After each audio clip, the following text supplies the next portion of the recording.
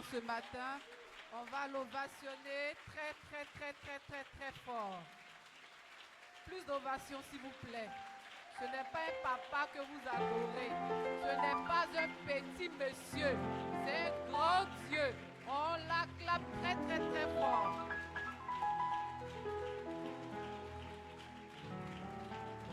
Amen. Cher Père, distingué peuple de Dieu, je vous salue dans le nom puissant de notre Seigneur Jésus. Ce matin encore, je veux bénir le nom du Seigneur pour la faveur qu'il nous fait et qu'il me fait aussi d'être devant vous. Peuple de Dieu, la parole de Dieu déclare dans le livre de 2 Pierre 1, verset 12, « Voilà pourquoi je prendrai soin de toujours vous rappeler ces choses, bien que vous les sachiez et que vous soyez affermis dans la vérité présente. » Frères et sœurs en Christ, je fais allusion à ce verset parce qu'il est important de répéter les vérités spirituelles, même lorsqu'elles sont déjà connues, afin de fortifier notre foi. Le temps des résumés que Papa a instaurés ne sont pas des moments pour nous faire voir. Ce ne sont pas des moments pour acclamer des hommes. Ce sont des moments pour nous fortifier, pour nous édifier et pour permettre aux personnes qui étaient absentes et aux personnes présentes et aussi aux nouvelles personnes de nous suivre dans notre vision. Amen. Peuple de Dieu, le thème central de cette année, c'est la distinction. Notre Père a prêché ce thème sous différents angles depuis le début de l'année. Mais depuis un long moment, nos enseignements sont axés sur le sous-thème établi pour la distinction. Dimanche dernier, nous avons vu avec Papa que Dieu veut que nous soyons tous distingués. Mais la véritable distinction passe par des qualités que nous devons avoir. La première qualité que nous devons avoir, c'est d'être utile pour Dieu et pour sa maison. C'est en cela qu'il répondra à nos demandes. Jean 15, verset 16. La deuxième qualité, c'est que nous devons produire de bons fruits, car Dieu n'aime pas des arbres improductifs. Sinon, ceux-ci seront coupés et jetés dans le feu. Et quand on parle d'arbres improductifs, on parle de nous les chrétiens. On ne peut pas venir dans la maison du Seigneur et ne rien faire. On ne peut pas venir dans la maison du Seigneur et ne rien apporter. Si on est inutile, Dieu dit dans sa parole qu'il nous prendra et qu'il nous jettera dans le feu. La troisième qualité, c'est que Dieu veut que les fruits que nous portons ressemblent à l'arbre. Et l'arbre ici, c'est notre Père spirituel. La Bible dit tel il est, tel nous sommes. C'est-à-dire tel que notre Père est, tel nous devons être aussi. Nous ne devons pas venir dans la maison de Dieu et puis ressembler à celui qui ne nous enseigne pas. Écoutons ces enseignements, mettons-les en pratique et soyons de véritables filles et fils de Dieu.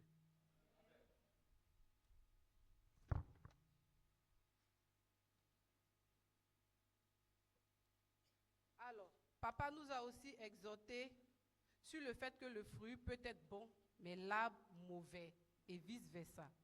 C'est en cela qu'il a dit de ne pas chercher d'abord à traiter l'échec d'une personne, mais plutôt la personne elle-même en cherchant à améliorer, à préparer son intérieur et sa profondeur. Frères et sœurs, pour produire de bons fruits, Dieu nous invite à produire des fruits dignes de la repentance. Parce que la repentance diminue le poids de nos problèmes, produit la sainteté, terrasse même les démons, détruit les autels sataniques de nos vies. On l'a vu dans Ésaïe 27, verset 9, Michée 7, verset 13.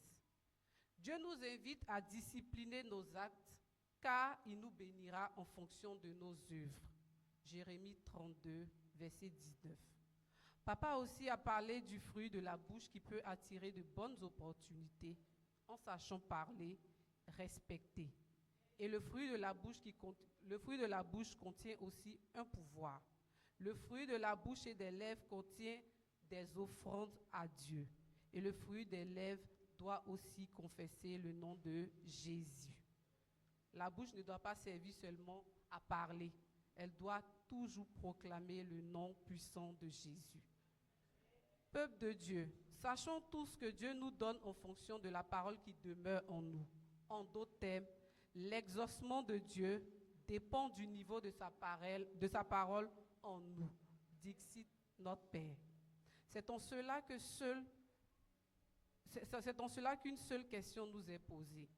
Sommes-nous des chrétiens arbres ou des chrétiens épines?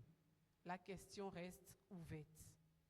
Le mardi, toujours dans la même continuité de notre thème, Papa Fabrice a focalisé sa prédication sur l'importance de la prière, qui constitue un moyen véritable pour être établi dans la distinction et sur les œuvres du diable. Papa Fabrice nous a conduits dans un intense moment de prière, car la Myrda doit être appelée maison de prière. Matthieu 21, verset 13.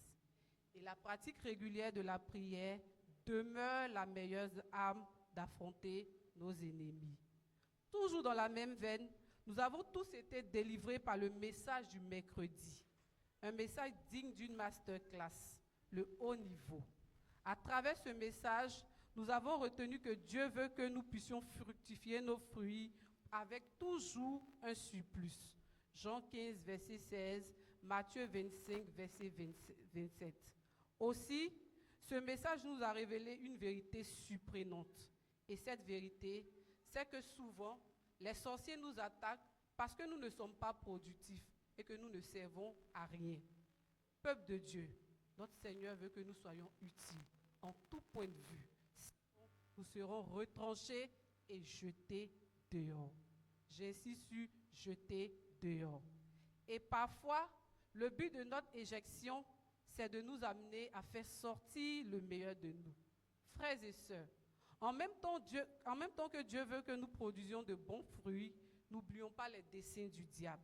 Car le diable aime attirer toute l'attention sur lui.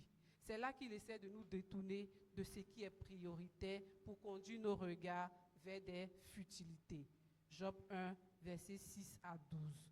À cet effet, si nous voulons que notre exaucement demeure, il existe des niveaux que nous devons gravir. 1. L'enracinement de la parole en nous. Il faut que la parole que nous entendons nous pousse à changer. Hébreux 4, verset 2, Romains 10, verset 17.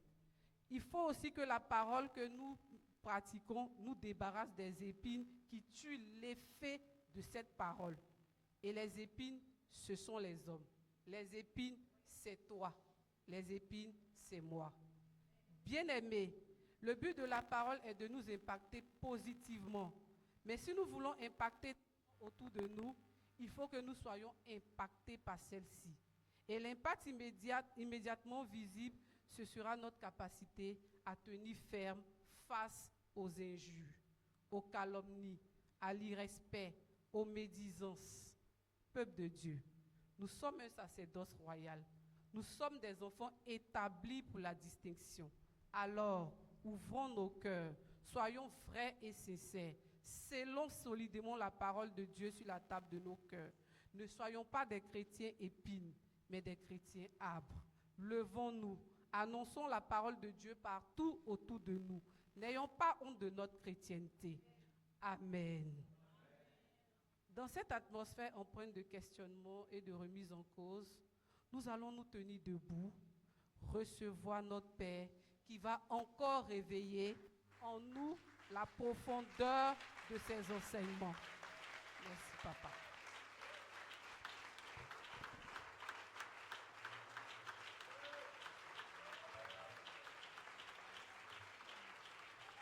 Tu peux le faire mieux.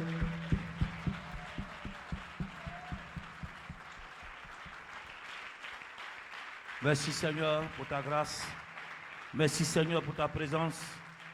Merci Seigneur pour ce moment que tu permets encore. Merveilleux résumé. Dieu te bénisse. Donc ça t'a permis, étant absent ou absente, de pouvoir comprendre ce que nous avons vu en long et en large. On a dit résumé. Donc tu t'imagines si le résumé est aussi fort. c'est que ce qui a été vécu a été plus fort. Amen. Dis amen bien. Et le but de ces résumés, c'est de t'envoyer à être présent. Parce qu'on ne peut pas reprendre une prédication tout en entière. Amen. Asseyez-vous. J'ai un peu d'écho, s'il vous plaît. Merci Seigneur. Je tiens à vous saluer ce matin. Un bonjour prophétique.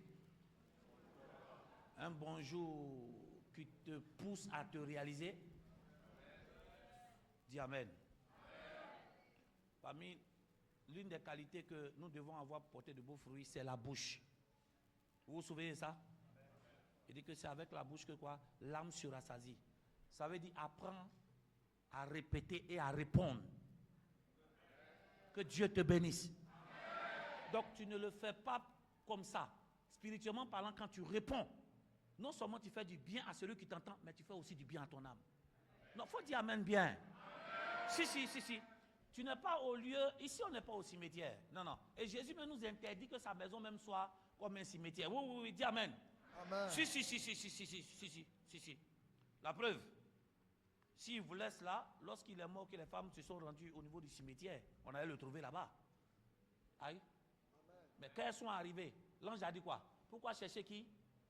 Le vivant parmi qui? Ça veut dire que Jésus veut qu'on vive. Dieu peut te dire quelque chose? Un enfant de Dieu qui marche dans la lumière de Dieu, même au cimetière, il est censé vivre dans la joie. Non, elles sont venues à commencer à pleurer. Hey, pourquoi vous cherchez les vivants parmi les morts? Pourquoi vous pleurez quelqu'un qui n'est pas mort où? Au funérailles. Je déclare dans le nom de Jésus-Christ que ta vie soit remplie de joie. Amen. Avant qu'on ne passe à la parole, prends ta dîme et avance-toi s'il te plaît. Aujourd'hui, on va manger une parole d'un autre niveau encore.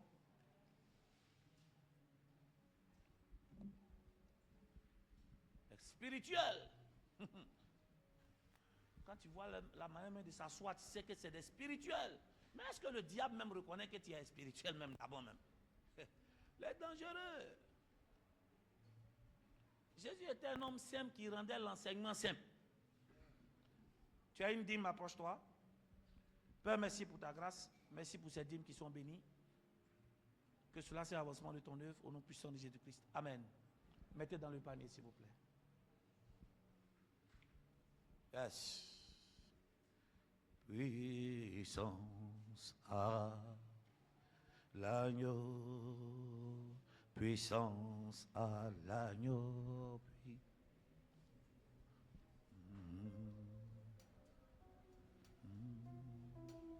Puissance à l'agneau.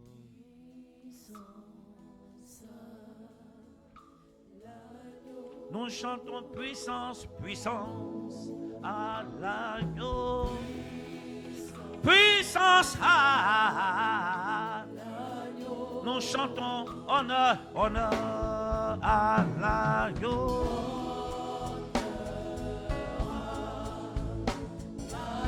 Nous chantons honneur, honneur à l'agneau. Yadozo vanto pipawanto santa bra. Oh oui, nous chantons gloire à l'agneau. Gloire à l'agneau. Oh oui, nous chantons gloire à l'agneau. Yasiba, Tibali, Katebrantos. Nous chantons gloire, gloire à l'agneau.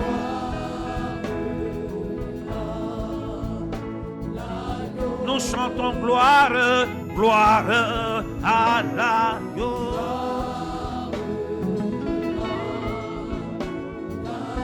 Nous chantons gloire, gloire à l'agneau. Ah, nous te célébrons. Oh oui, l'agneau sacrifié.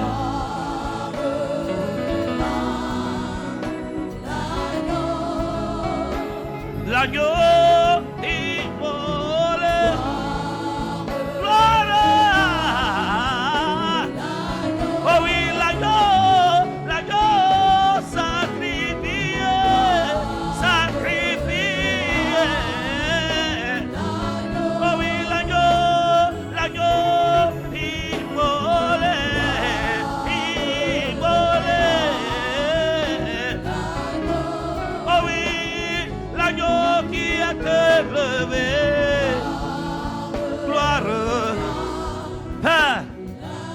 Seigneur, il t'a plu en ce moment précis, en ce jour précis, en cette heure précise et dans un lieu précis de nous réunir en ton nom. Seigneur, nous basons sur ta parole dans Matthieu qui dit là où 2 ou 3 personnes sont seulement réunies, tu es présent.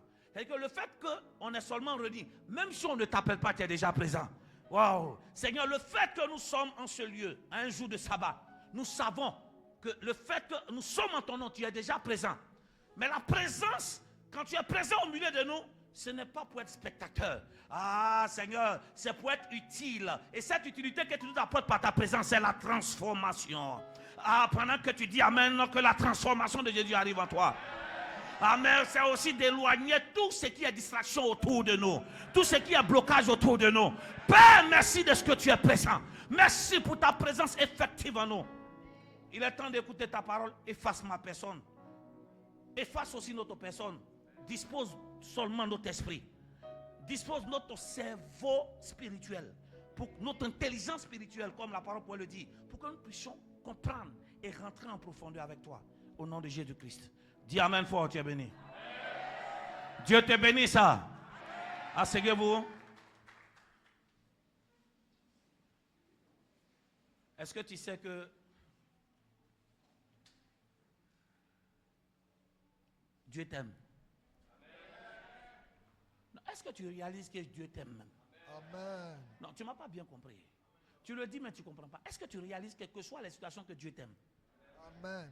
N'as-tu pas remarqué là où toi-même tu penses que Dieu ne va pas agir parce qu'il y a un péché, Dieu t'a toujours soutenu. Amen. Si quelqu'un ne t'aime pas, nous voyons que l'amour des hommes est limité.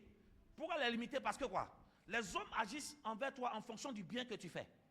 Mais dès que tu fais le mal, ce dernier qui prétendait te faire t'aimer ne peut plus te faire du bien. Pourquoi? Parce que pour lui, l'amour est un échange de bonnes choses. Mais ce Dieu, waouh, dans l'amour de Dieu, ce n'est pas un échange de bonnes choses. Ça veut dire quoi? Même si on a fait des choses que Dieu n'aime pas, Dieu ne cesserait jamais de nous aimer. Dis Amen bien. Amen. Dis Amen bien. Amen. C'est pour ça ce matin, j'aimerais que tu te fortifies, que tu t'encourages. Parce que ce Dieu-là, non seulement il est mort à la croix, mais laissez-moi vous dire, Jésus n'est pas mort à la croix pour avoir un grand nom. Jésus déjà avait un grand nom. Amen. Non, ton amen commence à m'inquiéter. Amen. Non, non, non, non. Il n'y a que des hommes qui cherchent à avoir des grands noms. Mais Jésus déjà, auprès du Père, il avait un grand nom. Amen. Non, on dit que mon amen t'inquiète un peu. Or, nous savons que pour avoir un grand nom, si tu marches avec des gens qui ont un grand nom, tu as aussi un grand nom. Amen. Amen. Mais nous savons que Jésus, avant de venir sur la terre, avait quoi? Une place privilégiée vers le Père. Amen. Amen. Donc, son nom était déjà grand. Mais son passage sur la terre n'a fait que quoi? Confirmer aux hommes la grandeur que son Père lui a donnée à travers son nom. Ah, je connais son nom. Je connais son nom.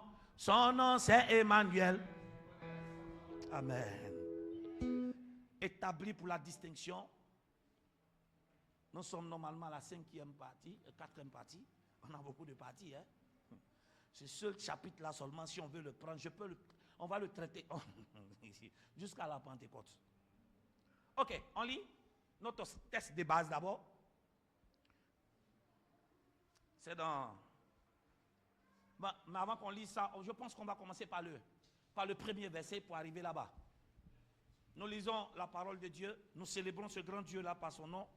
Nous donnons l'excellence à la présence de Dieu à travers sa parole. C'est pour cela que nous nous tenons debout pour la lire. Jean 15, verset 1 à 8. Qu'est-ce que Jésus dit? Il dit, je suis le vrai sceptre et mon Père le vigneron. Verset 3. Verset 2, autant pour moi. Tout sarment qui est en moi, dit Amen. On a déjà vu, sarment c'est branche. Et sceptre c'est le tronc. On va aller très vite. Il dit, tout sarment qui est en moi et qui ne porte pas de fruit, il le retranche. Donc Dieu n'aime pas que celui qui est en lui soit inutile. Et tout sarment qui porte du fruit, il monte. Ça veut dire quoi? Quand tu portes du fruit, il enlève tout ce qui est saleté, afin que tu portes encore plus de fruits. Donc on voit que ce Dieu n'aime quand on a des résultats. Allons, maintenant suis-moi bien. Il dit déjà, vous êtes purs qu'à cause de la parole que je vous ai déjà annoncée. Un jour, je vais vous expliquer ça. Allons. Il dit, maintenant, puisqu'il est le sceptre et que nous, on est le sarment, pour porter du fruit, qu'est-ce qu'il dit? Demeurez en moi et je demeurerai en vous. Attendez, doucement. Il dit, demeurez en moi et je demeurerai en vous. Donc, il y a deux choses. On demeure en Dieu et Dieu demeure en nous. On ne s'est pas compris. Hein? Donc, ne crois pas que demeurer en Dieu veut dire que Dieu demeure en toi. C'est deux choses différentes. Oh, Seigneur. Edio. Tu n'as jamais vu quelqu'un qui habite chez toi. Hein? Mais toi, tu n'habites pas chez lui. Doucement. Les hommes et les femmes. Vous n'avez jamais dit des gens qui ont leur propre maison. J'ai une maison ailleurs. Ils viennent passer vacances chez vous. Donc quand il est chez toi, il demeure chez toi. Mais chez lui, là-bas, est-ce que tu demeures? Ah, donc demeurer à double sens. Ça vous fait du bien. Alors, il dit demeurer en moi et je demeure en vous. Il dit, comme le sarment ne peut de lui-même porter quoi? Du fruit. Il dit, s'il demeure attaché au sceptre, ainsi, vous ne pouvez non plus. Mais si vous ne demeurez en moi. Donc on ne peut rien faire si on ne demeure pas en lui. Donc si tu penses que David va devenir quelque chose si tu ne demeures pas en Jésus. Regardez bien, il n'est pas dit si tu es en Jésus. Il dit ne pouvez rien faire si vous ne demeurez pas. Donc il y a une différence entre en Jésus et demeurer. Il y a une différence entre rentrer à la maison et rester à la maison. Ah, tu me comprends, non? Ok, d'accord. Il dit maintenant, je suis le sceptre, vous êtes le sarment. Maintenant, il revient encore. Celui qui demeure en moi, en qui je demeure, qu'est-ce qu'il fait? Il porte beaucoup. Celui qui demeure en moi, et quoi? En qui moi aussi je demeure. Portera beaucoup de fruits, car sans moi, vous ne pouvez rien faire. Verset suivant, allons vite. Il dit, si quelqu'un ne demeure pas en moi, il sera quoi? Il est quoi? Donc si on ne demeure pas en lui, on sera jeté dehors. Comme le sarment, il sèche, puis on ramasse les sarments, on les brûle, on les jette au feu, et il brûle. Verset suivant. Maintenant, suis-moi bien. Il dit maintenant, si vous demeurez en moi, le verset 7, hein, et que mes paroles, quoi, demeurent, demandez, c'est important ici. Si vous demeurez en moi et que mes paroles demeurent en vous, demandez ce que vous voudrez, et cela vous sera quoi? Donc, pour que tout ce que je demande, et que ces choses me soient accordées, il faut que quoi? Je demeure en Jésus, et que quoi? Ses paroles, sa parole demeure en nous. Ok, allons. Il dit, si vous portez beaucoup de fruits, c'est ainsi que mon Père sera glorifié et que vous serez mes disciples. Ça, peut-être qu'on va voir ça en semaine. Oui. Verset 16, maintenant, nos textes de base, c'est le même chapitre. Il dit, ce n'est pas vous qui m'avez quoi? Choisi. Mais moi, je vous ai choisi. Et je vous ai quoi? Établi. Pourquoi il nous établit? Afin que vous alliez et que vous portez du fruit. Donc Dieu te choisit, établit, te distingue des autres pour que tu portes du fruit. Fruit, c'est résultat, on en a parlé. Et que votre esprit, quoi? Vos fruits demeurent. Amen. Afin que tout ce que vous demanderez au Père en mon nom, il vous le donne. Dis amen. Asseyez-vous. Nous rentrons dans cette même dynamique. Merci pour le résumé. Ma fille, Dieu te bénisse. Ça a déjà apprêté le terrain. Nous savons que la distinction, c'est quoi? C'est de se démarquer. C'est occuper les meilleures places. C'est faire de sa fille quelque chose d'utile. C'est être productif. C'est être parmi les meilleurs. Ce n'est pas le fait de suivre les autres, mais c'est aussi être devant par tes fruits pour que les autres aussi te suivent. Dis amen. Oui, être distingué, ce n'est pas toi qui suis les autres. Être distingué, c'est les autres qui te suivent à cause de ton fruit. Dis amen. Et le Seigneur nous dit qu'il nous a établis pour qu'on porte du fruit. Dis amen. Maintenant, qu'est-ce que Jésus nous dit? Pour qu'on puisse porter du fruit, c'est-à-dire quoi? Pour que notre vie soit une vie de témoignage, il faut que nous demeurons en lui et que lui demeure en nous. On est d'accord? Qui est d'accord? Tu suis? Il dit, si vous ne demeurez pas en moi, vous n'allez pas porter du fruit. Donc, première des choses, pour que lorsque tu es en Jésus, ta vie soit remplie d'une vie de témoignage, il faut que, suis-moi bien, il faut que Dieu demeure en toi, mais ensuite, il faut que toi aussi tu demeures en Dieu. C'est deux choses. Non, ne crois pas que parce que tu es demeure en Dieu, c'est qu'aussi Dieu demeure en toi. C'est deux choses différentes qu'il faut respecter. Dis amen bien. Quand on dit demeurer, c'est quoi? C'est entrer et habiter le lieu. Dis amen. Pour demeurer quelque part, il faut entrer. Mais entrer ne veut pas dire que je demeure. Donc j'entre. Donc Jésus veut que quoi? Nous entrons en lui et qu'on reste là-bas. C'est ça, non? Mais aussi, lui aussi, il veut quoi? Entrer en nous et qu'on reste là-bas. Donc ne croyez pas que quand vous acceptez Jésus, il n'y a que Jésus qui vient en vous. Tu dois développer ta relation avec Dieu ou toi tu rentres en Dieu. Oh Seigneur. C'est ce que ça veut dire. Qu'on accepte Jésus et qu'on décide de marcher avec lui, qu'est-ce qu'il fait? Il rentre et il demeure chez nous. Mais on ne doit pas s'arrêter là. On doit grandir de telle sorte que c'est Jésus qui demeure en nous là. Lui aussi, il demeure en nous. Non, c'est différent, vous allez comprendre. Oh Seigneur Dieu. Pour que tu portes du fruit, respecte ces deux espaces. Première chose, que signifie d'abord demeurer? Le mot demeurer, c'est habiter. On est d'accord? Mais aussi, une autre définition de demeurer, c'est quoi? C'est le fait d'être stable. Demeurer, c'est être stable. Donc Jésus demande à soi quoi? Que, oui Seigneur, Jésus veut rentrer en nous et que notre vie chrétienne doit devenir quoi? Une vie chrétienne stable. C'est-à-dire que quels que soient les vents et marées, on est en lui. Mais aussi, Jésus aussi veut quoi? Veut que nous entrons en lui pour que nous soyons des personnes stables. Suis-moi bien. Première des choses, pour porter du fruit, il faut qu'on demeure en Dieu. Je rentre, qu'est-ce qui se passe? Ne croyez pas que le nom de Jésus n'est qu'une personne. Non, le nom de Jésus est une demeure. C'est un système. Non, ce n'est pas un simple nom. En ce nom, les boiteux et les aveugles marchent. En ce nom, nous sommes bénis de toutes sortes de bénédictions spirituelles. Ah, tu ne m'as pas entendu? On dit en ce nom, quand il dit Éphésiens 1. Donc le nom de Jésus, ce n'est pas un nom simple. C'est en fait quoi? Un système. C'est un endroit. Donc quand il demande à ce que quoi? Il demande à ce qu'on demeure en lui. Qu'est-ce que ça veut dire taper? Il veut que tu l'acceptes. Et quand tu rentres maintenant, tu restes. Maintenant, suis-moi bien. Comme le nom de Jésus est un espace qui est grand, il faut quoi? Il faut avoir assez de maturité pour occuper toutes les places qui sont dans l'espace du nom de Jésus. Donc le nom de Jésus n'est pas que 5 lettres ou 6 lettres. Non. Le nom de Jésus est un espace grand. Mais pour que Jésus demeure, on demeure en Dieu, qu'est-ce qu'il demande? Il demande à ce que toi et moi nous marchions dans sa parole. Et la parole de Dieu va nous faire quoi? Occuper tout l'espace qui est en Dieu. Dieu est puissant, il est omniprésent. La Bible dit que personne ne peut mesurer la profondeur de Dieu. Donc Dieu est un homme quoi? Profond. Donc si je dois demeurer en lui, qu'est-ce que je dois faire? Je ne dois pas flotter. Oh. Une seule personne habite une duplex de 10 chambres. Il flotte dans la maison. Je ne sais pas si tu me comprends. Si tu as une duplex de 10 chambres, et puis tu es le seul à habiter, la maison est grande, mais personne ne va te reconnaître dans la maison. Pourquoi? Parce que tu flottes. Mais pour qu'on sache que tu es dans la maison, il faut quoi? Occuper toutes les chambres. Ouh. Donc demeurer en Dieu, c'est quoi? Demeurer, grandir avec Dieu de telle sorte que toutes les bénédictions qui sont en Jésus se réalisent. Dis amen bien. Maintenant, il dit aussi, il faut que lui demeure en nous. Ça veut dire, il faut qu'on ouvre la porte de nos cœurs. Cette fois-ci, Jésus rentre en nous. Maintenant, suis-moi bien. Puisque demeurer, c'est stabilité. Quand Jésus rentre, n'oubliez pas que ce nom est puissant. Jésus est grand. Amen, non? Tu es d'accord avec moi qu'une grande chose dans une petite chose peut faire exploser la petite chose? Oh. Demandez aux femmes là, quand tu commences à trop grossir et que tu forces dans un habit qui est serré, ça s'éclate, non? Hein? Donc, quand tu commences à grossir, il te faut quoi? Un vêtement à la taille de ta forme. Donc quand il dit je vais demeurer en toi, ça veut dire quoi?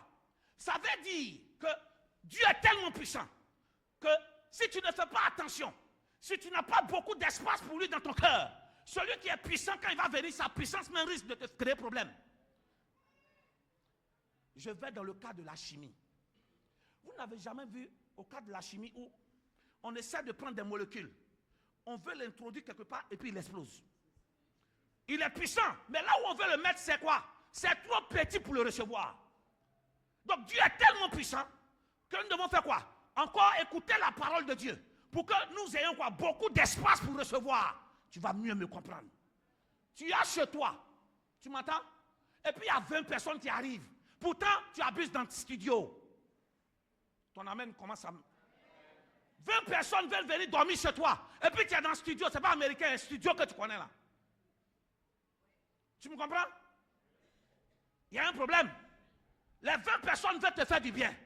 Mais les 20 personnes ne pourront pas te faire du bien. Pourquoi? Parce que l'espace de ta maison est petit. Ça veut dire, si nous voulons voir la toute puissance de Jésus, ce n'est pas de prier seulement. C'est de grandir en Dieu de telle sorte que l'espace de nos maisons soit grand pour accueillir quoi? La puissance de Dieu. Donc dans les deux cas, il nous faut grandir. Mais il dit en même temps, demeurer en moi. Ça veut dire que nous devons arriver à une vie chrétienne où quoi? On ne vacille plus. Quand on rentre en Jésus, on fait quoi? On cherche à grandir. Mais en même temps, nous savons que l'ennemi ne veut pas qu'on grandisse. Donc il aura des moments de découragement. C'est pour ça qu'il dit demeurer. Il ne dit pas entrer en moi, non. Il dit demeurer. Demeurer veut dire qu'il y a des choses qui vont venir te troubler. Il y a des moments où ta vie est difficile. Oui, ça arrive des moments. Il y a des moments où tu as fait les offrandes, tu as tellement prié, rien ne te dit quelque chose. Jésus dit, ne sors pas. même quand c'est instable, même quand c'est la mauvaise nouvelle, fais tout pour rester là. Fais tout pour ne pas perdre la joie que Dieu t'a donnée à cause des problèmes. Dieu ne veut pas seulement qu'on l'accepte, mais il veut qu'on demeure. Demeurer veut dire, quand il va pleuvoir, il faut que tu résistes. Quand le soleil va sortir, il faut que tu résistes. La présence de la pluie ne doit pas faire quoi? Te faire fuir de Jésus. La présence du soleil ne doit pas te faire fuir de Jésus. Même quand il fait froid, on est dedans. Même quand il fait chaud, on est dedans. Même quand on est malade, on est dedans. Demeurer, c'est important. Je veux demeurer en vous. Ça veut dire quelle que soit la situation qui va venir te troubler, ne sors pas. Le nom de Jésus, l'espace du nom de Jésus est tellement grand que même quand tu es découragé, suis-moi bien, tu veux te déplacer, mais tu te déplaces dans l'espace du nom de Jésus. Tu dis à un enfant, ne sors pas. Dis amen bien. Ne sors pas de la maison. Or, vous avez 10 chambres. Tu peux ne pas, l'enfant dit peut-être qu'il est fatigué. Donc, si tu le jettes dans la chambre, ça ne veut pas dire que l'enfant est forcément sorti. Il s'est avéré qu'il a quitté sa chambre, il allait dans l'autre chambre qui est de l'autre côté. Oh, ils ne m'ont pas compris. L'autre chambre de la maison fait partie toujours de la maison. Donc, même quand tu te sens fatigué, que tu veux te retirer, on ne se retire pas pour sortir. Ceux qui disent non, vraiment, j'ai prendre vacances en Dieu, ça n'existe pas. Non, j'aime me reposer. Mais tu te reposes où? Tu dois continuer à te reposer où? Dans l'église. En passant, même quand vous trouve au travail, tu démissionnes? Vous ne répondez pas? Il y a certains trucs que tu ne veux plus faire. Mais tu fais d'autres choses, non? Donc tu es encore dans l'entreprise. Donc pourquoi, pour moins de difficultés, en même temps, vous voulez partir? C'est que pour que tu es humain ou humaine, c'est ce que tu ressens. Ta vie est troublée, tu es triste. Mais on doit tout faire pour demeurer en Jésus. On doit tout faire aussi pour que Jésus demeure en nous. Parce que quand le feu va venir, quand les problèmes vont venir, vous voyez, on va réduire l'espace de nos cœurs. Les soucis vont commencer à faire quoi? À fermer les différentes portes des chambres de notre cœur. On doit, suis-moi bien, même si les soucis sont en train de fermer, faisons tout pour que la chambre principale de Jésus ne soit jamais fermée. Alors l'ennemi peut fermer la porte du travail dans ton cœur. Il peut fermer la porte de quoi du mariage dans ton cœur. Il peut même fermer la porte du travail, mais qu'il ne ferme jamais la porte de Jésus. Votre amen. C'est pour ça qu'il a dit que toute personne qui va me suivre va quoi? Porter sa croix. Quand tu portes ta croix, c'est quoi? C'est d'autres opportunités en Dieu qui se ferment. Mais Jésus n'est pas fermé. Fais tout pour que la chambre principale que Jésus occupe dans ton cœur, ça ne soit jamais pris. Je peux dire à quelqu'un? Je peux te parler? Je peux donner un exemple? Si vraiment tu respectes ton papa, même quand ton papa n'est pas là, et qu'il est en voyage, même quand tes camarades viennent, est-ce que tu ouvres la chambre de ton papa pour les mettre là-bas? Non, non, si. Donc, mon français, tu l'as pas compris. J'ai dit, la chambre de ton père biologique et de ta mère, les deux sont absents. Et puis tes camarades disent, j'ai venu dormir chez toi. Même s'il n'y a pas de place, est-ce qu'on ouvre la chambre de papa pour mettre? Pourquoi on n'ouvre pas? Il y a place, non? Il y a place, non? On ne veut pas que les autres dorment dehors. Mais on ne peut pas quoi? Ouvrir la porte où papa dort. En d'autres termes, quels que soient les problèmes autour de toi, n'ouvre jamais la porte principale là où Jésus est rentré. Pour faire rentrer quelqu'un d'autre. Le mari ne peut pas prendre la place du lit conjugal de Jésus. Oh, ton amen m'inquiète. Le travail ne peut pas prendre quoi? Le lit conjugal de Jésus en toi. Les portes peuvent se fermer. Mais je ne veux jamais dire que je ne vais plus à l'église. Les portes, je peux vivre des moments difficiles. Mais en aucunement, je vais dire, affaire de Dieu là, je ne vais plus. Non, c'est que tu n'es jamais rentré. Parce que je te promets que quand tu rentres dans la maison de Jésus, tu n'as plus envie de sortir. Quand bien même que dans l'autre chambre, il y a des scorpions. Même si dans l'autre chambre, il y a des scorpions, des araignées qui rentrent. Je peux changer de chambre en Jésus. En d'autres termes, je peux juste changer quoi de position. Je vais te parler maintenant. Ça veut dire quoi? Si j'avais les mains levées pour adorer le Seigneur, même quand les scorpions commencent à me piquer, je n'arrête pas l'adoration. Ou je n'arrête pas les choses en Dieu. Je peux peut-être arrêter de chanter. Mais il y a une autre position que je peux prendre. Parce que si je commence par l'adoration, que l'adoration est bloquée, je peux prendre une autre position qu'on appelle la position genou. Pour dire, Père, même si je n'arrive pas à te louer, même si je n'arrive pas à te célébrer, mais jamais je vais cesser de prier. Vous comprenez maintenant? Il n'y a pas de raison. On avance? Quelqu'un me comprend ce matin? Il y a beaucoup d'activités en Jésus. Et même si c'est avéré Qu'il y a des araignées volant qui piquent. Il y a une ethnie, on appelle ça au Kéouli. Si ça t'a piqué sur ton genou, mon fils, de l'autre côté, levez les mains pour adorer. L'adoration commence à devenir lourde. Je me donne à la prière. Maintenant, si la prière commence à devenir bizarre, qu'est-ce que je peux faire? Je vais prendre la parole de Dieu, je lis. Tout compte fait, je ne dois jamais cesser de faire une activité que je fais en Dieu. Il peut m'empêcher d'ouvrir la bouche, de prier, mais il ne peut pas empêcher mon cœur de parler à Dieu. Non, ton amen commence à m'inquiéter. Non, en tout cas, dans cette maison-là, on ne me laisse pas prier. Tu n'as pas compris la prière. Il y a des prières qu'on fait à haute voix, certes. Mais si dans la maison, les gens ne veulent pas que tu portes à haute voix, il faut faire parler ton cœur à haute voix. On a assis là, tu pries. C'est quand j'ouvre la bouche que tu sais que j'ai pris. Mais quand ma bouche est fermée, mon cœur parle à Dieu. Dis amen. Mon cœur parle à Dieu. Non, vraiment, mon mari là, ma femme ne veut pas qu'il prie. Champion, la prière là, c'est quand tu ouvres la bouche. Mais ce n'est pas quand tu ouvres la bouche que Dieu t'entend. Même quand tu as la bouche fermée, il y a une autre partie de ton cœur qui parle, de ta vie qui parle, c'est ton cœur. C'est-à-dire que pendant que je suis assis là, toute ma pensée est sur Jésus. Et ma pensée même me fait prier pour avoir des visions. Je te pose la question, qu'est-ce qui t'a envoyé? Est-ce que tu es en quoi en Jésus ou tu es hors? Personne ne parle. La salle ci d'aujourd'hui, là, vous me fatiguez. Dis amen. Maintenant, suivez-moi bien. Il dit encore pour porter du fruit. Il dit, demeurez en moi et que mes paroles demeurent en vous. Maintenant, suivez-moi bien. Tout le monde s'en le verset 7. Et tout ce que vous demanderez au Père, waouh, j'aime la parole. Yeah. Il dit, si vous demeurez en moi. Donc, tu vois, l'important de rester toujours en Jésus, même quand c'est chaud. Il dit, si vous demeurez en moi et que mes paroles là demeurent en vous, demandez ce que vous voudrez. Et cela vous sera quoi? Écoutez-moi bien.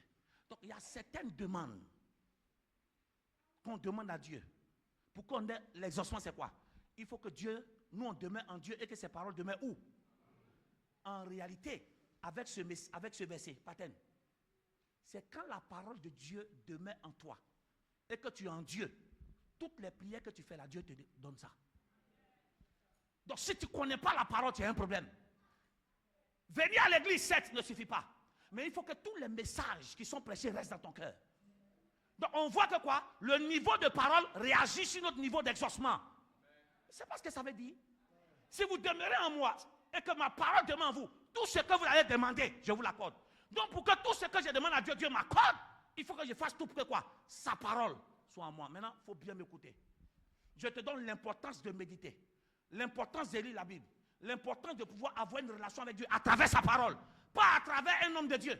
Regardez un peu. Pasteur, il dit tout ce que je vais demander, il va me donner. Le tout là, ce n'est pas un S, c'est tout un T. Ça veut dire qu'il n'y a pas quoi? Un tri.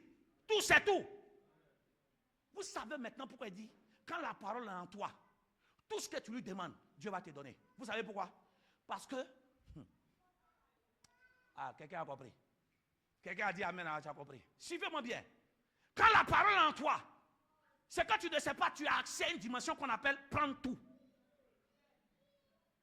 Quand la parole est en toi, tu as accès à une dimension qu'on appelle la dimension, quand tu arrives là-bas, tu prends tout. Vous savez pourquoi?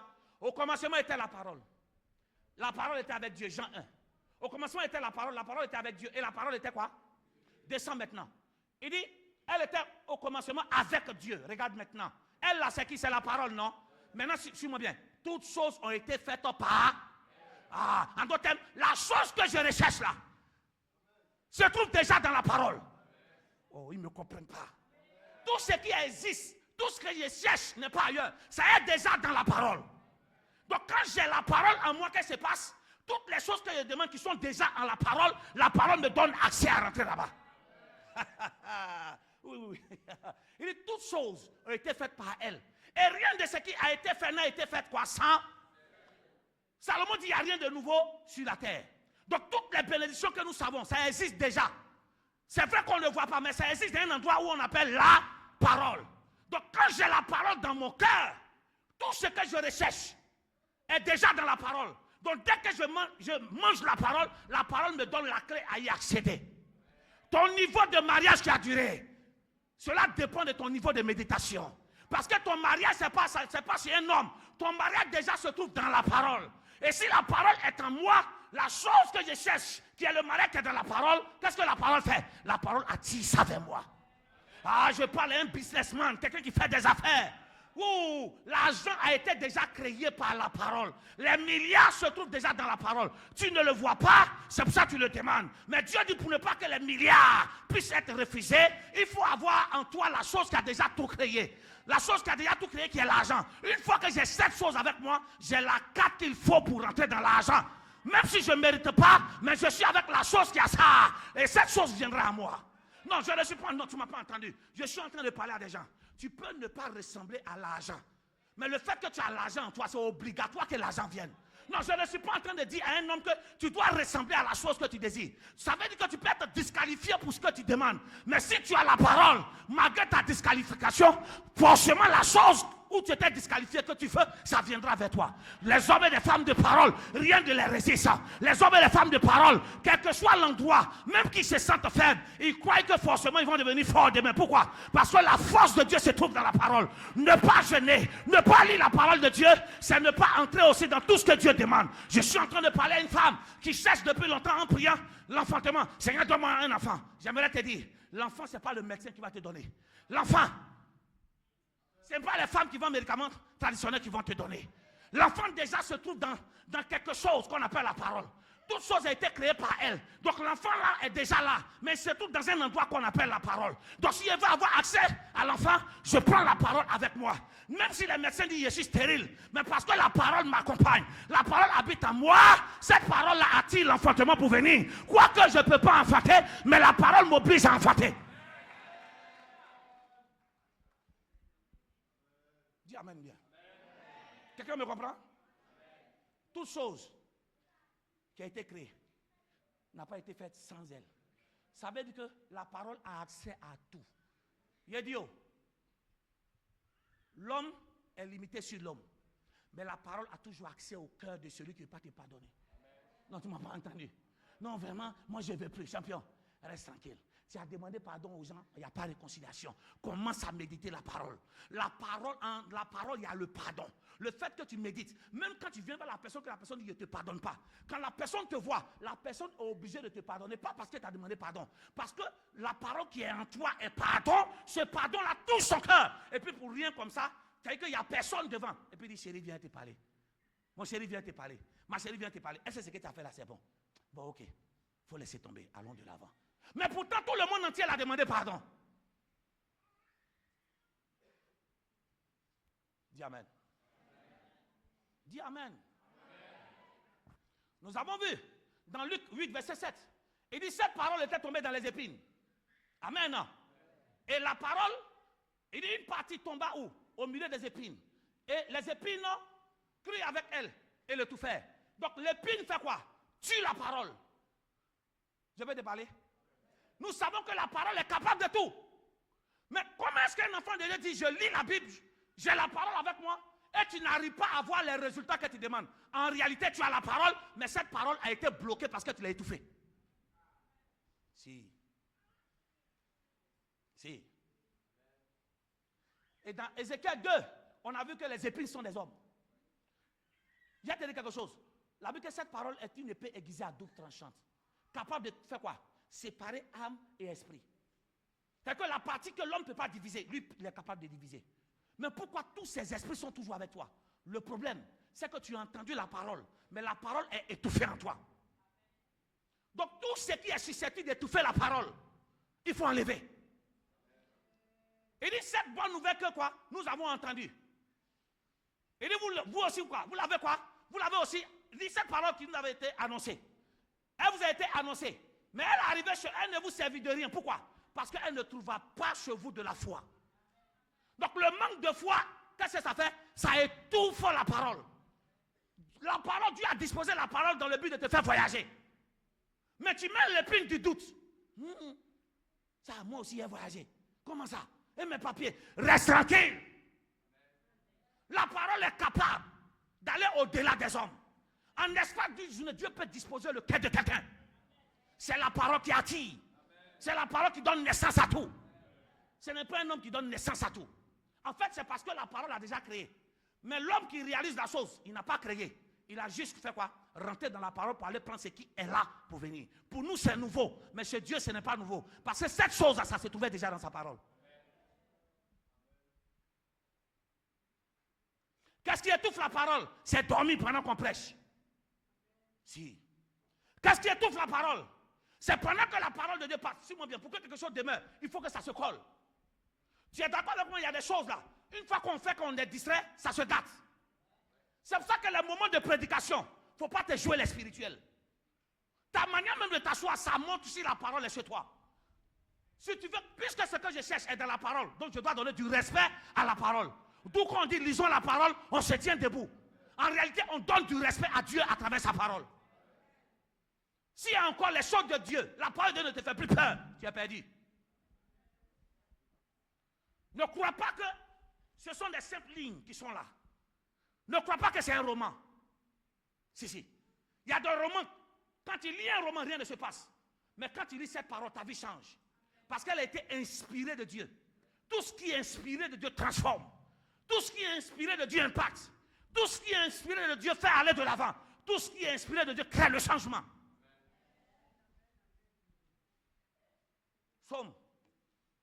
Psaume 107, verset 19. Regardez bien. Dans la détresse, comme toi et moi ce matin, dans les difficultés qu'on vit, ils criaient à l'Éternel. On a prié, non? Donc, dans les détresse, dans leurs problèmes, ils ont prié Dieu, ils ont crié à Dieu.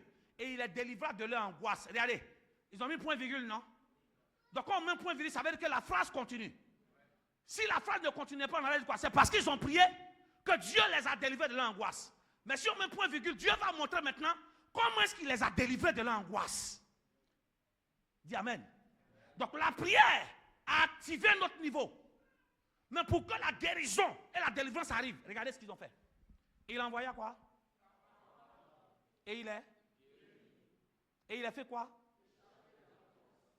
Et suivons bien. Donc avant qu'il ait guéri, il a envoyé quoi d'abord? Avant qu'il les délivre, il a envoyé quoi d'abord?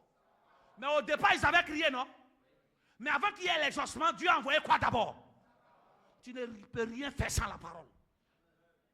La guérison ne peut pas venir chez quelqu'un s'il n'a pas parole. Dieu n'envoie pas ce que tu sais d'abord. Il envoie d'abord la parole. Mais pourquoi il envoie la parole? Parce que ta guérison même se trouve déjà dans la parole. Mais quand tu mets des épines, c'est pour ça que tous les prophètes vont prier pour toi, ta maladie ne guérit jamais. Pourquoi? Parce que tu refuses que ton cœur prenne la méditation, prenne la parole. Donc la parole est la première chose que Dieu nous envoie pour la guérison. Ça veut dire que la chose qu'on cherche, Dieu met qui en premier? Vous savez pourquoi? Ton comportement vis-à-vis de ce qu'il avait en premier, c'est ce qui va faire venir le deuxième. Recherchez premièrement quoi? Le royaume des cieux. Et tout ça vous sera donné par-dessus. Ça veut dire c'est parce que quoi? J'ai pu quoi rechercher le royaume en premier, que deuxièmement, Dieu me donne ce que je veux. Donc si premièrement, j'ai refoulé la parole, aucune guérison ne va venir. Parce que la guérison ne se trouve pas ailleurs que dans la parole. C'est pour ça que tu dois t'acheter une Bible. Et je vous ai dit, la foi vient de ce qu'on entend, et ce qu'on entend vient de la parole. La parole, si tu as les yeux pour lire, ok. Mais si tu ne sais pas lire, il n'y a pas de raison pour ne pas que la parole demeure. Parce que la parole elle-même pour qu'elle reste, c'est les oreilles.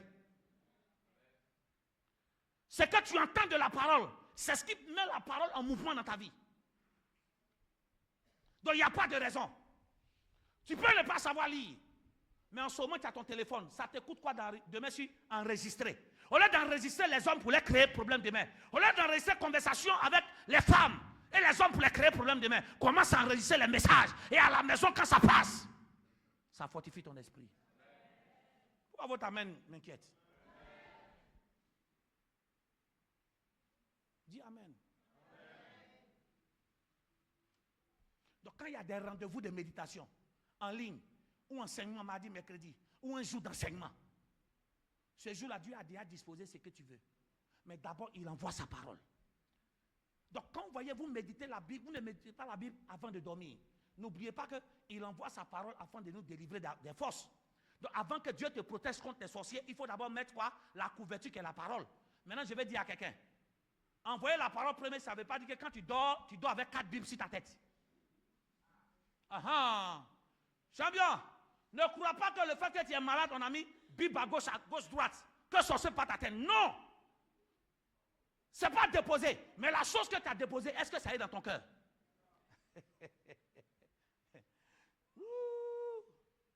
Tu es avec quelqu'un, mais est-ce que l'amour de la personne est dans ton cœur? Quand tu vois, dès qu'ils ont problème, toutes sortes de directives, chaînes prophétiques, et quoi encore?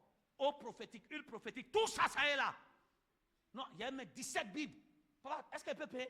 Non. La Bible, je vais te parler, la Bible n'est pas puissante en fonction de la forme, mais aussi en fonction de la version. Non, j'ai dit quelque chose. La Bible n'est pas puissante en fonction des versions. Il y a des gens qui ont payé les Bibles, suis-moi bien. Ils avaient Louis II. Mais comme ils ont vu papa avoir semeur, ils ont laissé Louis II et ils sont allés payer semeur. Non, la puissance de Dieu ne dépend pas de la version. Quelle que soit la version, ce que tu lis ici, ça reste, ça te change.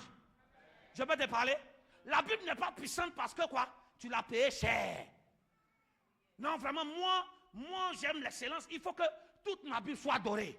C'est vrai, la Bible n'agit pas parce que tu l'as acheté de façon chère. La Bible agit parce que ton cœur qui est cher a manifesté la foi.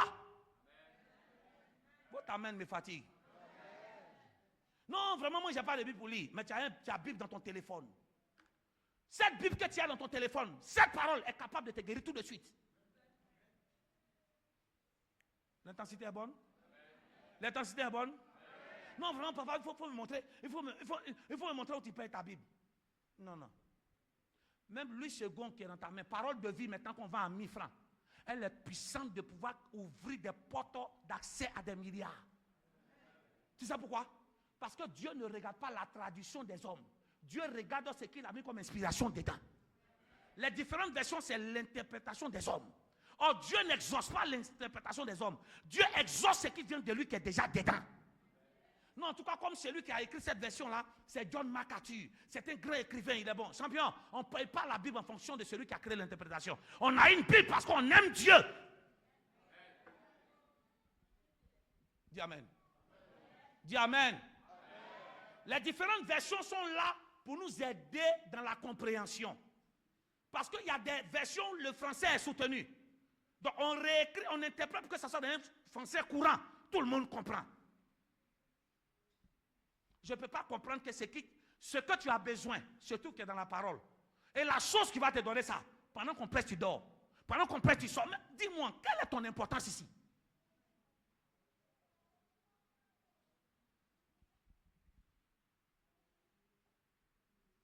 Tapez-vous vaincre cet esprit. Hein. Quand c'est les trucs inutiles, tu es tout le temps debout.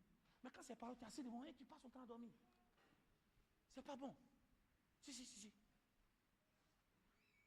Faut mettre le petit frotte. Dis Amen. Dis Amen. Pourquoi c'est l'heure de la parole, Pépite essaie?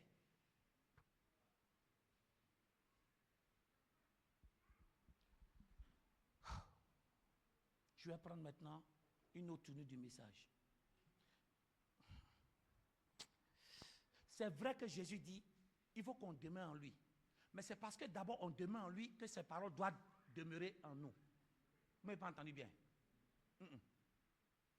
Jésus ne demande pas de prendre sa parole au hasard, non.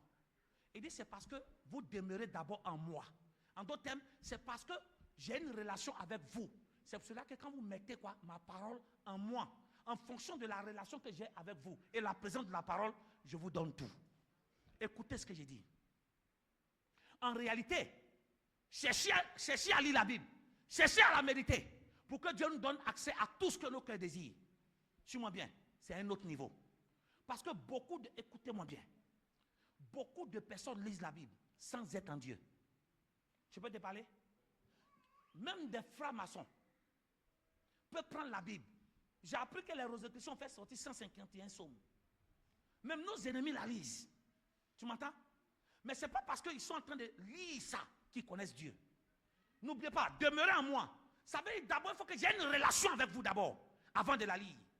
Parce que plusieurs, je vais te parler, il y a des gens qui ne croient pas en Dieu, mais qui lisent la parole pour connaître les principes d'une bénédiction. Quand ils appliquent, ça marche, mais Dieu ne les connaît pas. Vous savez là où on s'en va? Mais Dieu ne les connaît pas.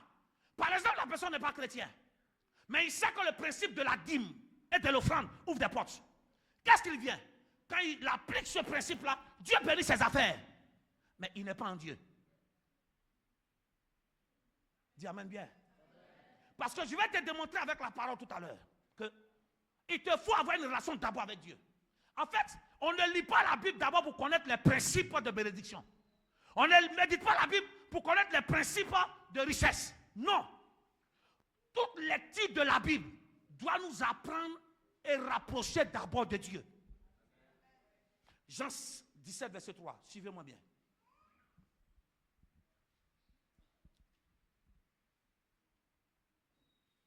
Prends verset 2. Jean, on dit Jean 17. Jean 17, verset 3. Parce que tout à l'heure, on va prendre le cas de quelqu'un. Quelqu'un qui connaissait les versets. Quand je parle de lire la Bible, je ne parle pas de connaître les versets. Parce que je peux te montrer qu'il y a des juifs qui connaissent la Bible par cœur, mais ils n'ont pas Jésus. Ah, non, ne croyez pas que Israël, ils sont enfants de Dieu. Mais s'ils ne naissent pas de nouveau, ils ne connaissent pas Christ. Rappelez-vous, Nicodème était un docteur de la loi, non? Ça veut dire qu'il connaissait les Écritures. Mais Jésus voulait qu'il accepte d'abord. Donc connaître la Bible et les versets ne veut pas dire que tu connais Dieu. Parce qu'il faut d'abord connaître Dieu, connaître Jésus, pour que lorsque tu appliques sa parole, parce que sa parole reste... Oh. En parenthèse, quand quelqu'un écrit un livre, ce qu'il met dans le livre là, en réalité, il veut que cela impacte le lecteur. C'est ça, non? Donc, celui qui écrit un livre, il a une pensée. Il veut te faire devenir quelqu'un. Tu es quelqu'un, hein? Mais en lisant son livre, il veut que tu atteignes une autre dimension pour devenir quelqu'un d'autre. C'est ça, non? Quand tu commences à lire un livre, c'est ce qui est dedans qui est censé te faire devenir quelqu'un d'autre. Ça veut dire, quand Dieu veut que nous soyons comme lui, qu'est-ce qu'il fait? Il nous donne sa parole. Donc quand on la lit, qu'est-ce que Dieu fait? Dieu nous transmet sa nature. Ce que Dieu veut qu'on devienne, il met dedans. Maintenant, je vais te dire quelque chose. Vous n'avez jamais vu des livres où ce n'est pas des livres simples. C'est-à-dire que pendant que tu lis le livre te dit que si tu travailles dur, tu vas avoir beaucoup d'argent. C'est le premier. Mais dans ce livre, il y a des codes qui sont dedans pour te faire devenir quelqu'un d'autre que toi-même tu ne sais pas. C'est-à-dire quoi? Des livres sataniques. Tu m'entends? Au départ, tu entends « Vis bien heureux ». Mais dedans, il y a des codes qui t'initient où? À la sorcellerie. Mais pendant que tu lisais, tu voyais que c'était normal. C'est la même chose. Quand on lit la parole de Dieu, suis-moi bien, Dieu nous permet de devenir ce qu'on nous on sait de lui. Mais en même temps, Dieu nous permet de devenir ce que lui veut faire de nous, sans qu'on ne sache. Il y a des gens ici qui ne savent pas ce qu'ils doivent faire dans la vie. Dieu ne va pas forcément venir te dire, fais ça. En lisant la parole, ce que tu dois être, que tu ignores que Dieu sait, Dieu te le donne directement. Là. Par exemple, un enfant qui a passé son bac, qui est polyvalent, il ne sait pas où on va l'orienter. Non, si tu attends prophétie, tu vas mourir. Parce qu'il peut s'avérer que la prophétie ne vient pas pour combler le vide. Mais comment choisir ça? Pendant que cet élève-là médite la parole, la personne, par exemple, avait envie d'être, comme on appelle, docteur. Mais chez Dieu, Dieu voulait que cette personne soit, par exemple, comme on appelle, informaticienne. Mais la personne ne sait pas. Mais quand la personne va commencer à lire la parole, tout d'un coup, la parole maintenant va commencer à impacter son cœur. Et Dieu, à travers sa parole, va commencer à faire pencher son cœur. C'est vrai que j'aime à faire le docteur, mais 2 jours là, j'ai envie de devenir informaticienne. Où c'est quitté? Répondez-moi. Où cette pensée est quittée? Oh, cette pensée-là, et puis elle devient forte. Donc si tu veux prendre des décisions pour ne pas regretter, lis la parole. Parce que pendant que tu la lis, Dieu va te faire prendre la vraie décision. Je dois partir ou je dois rester. Toutes les personnes disent de quitter. Pendant que tu lis la parole, si tu dois quitter, Dieu te dira quitte. Si tu dois rester, tout d'un coup ton cœur change. Non, il faut rester. Il y a longtemps, vous avez commencé ensemble. Ça là, c'est une délivrance et puis ça passe. À quel moment? La personne ne voulait plus. Pourquoi il a changé d'avis? La parole a fait son effet. Donc la parole transforme. C'est pour ça que vous devez méditer la parole avec vos enfants. Ce que vos enfants deviennent là, ce n'est pas ce que Dieu veut. Quelqu'un qui commence à fumer le pongoko, il fume cigarette, il fume drogue à 14 ans, 15 ans. Une fille, petite fille de 13 ans, mais elle a déjà un palmarès de 4 gars qu'elle gère chaque semaine.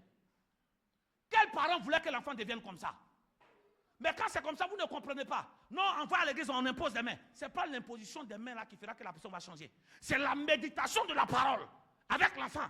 La parole va prendre soin. Et puis l'enfant lui-même, la parole va couper le lien avec la cigarette. Tout d'un coup, l'enfant se lève, dit, lui qui ne voulait plus aller à l'école, dit, il m'en va à l'école. Mais pourtant, il ne voulait plus aller à l'école, tu as envoyé toutes les personnes pour qu'on lui parle.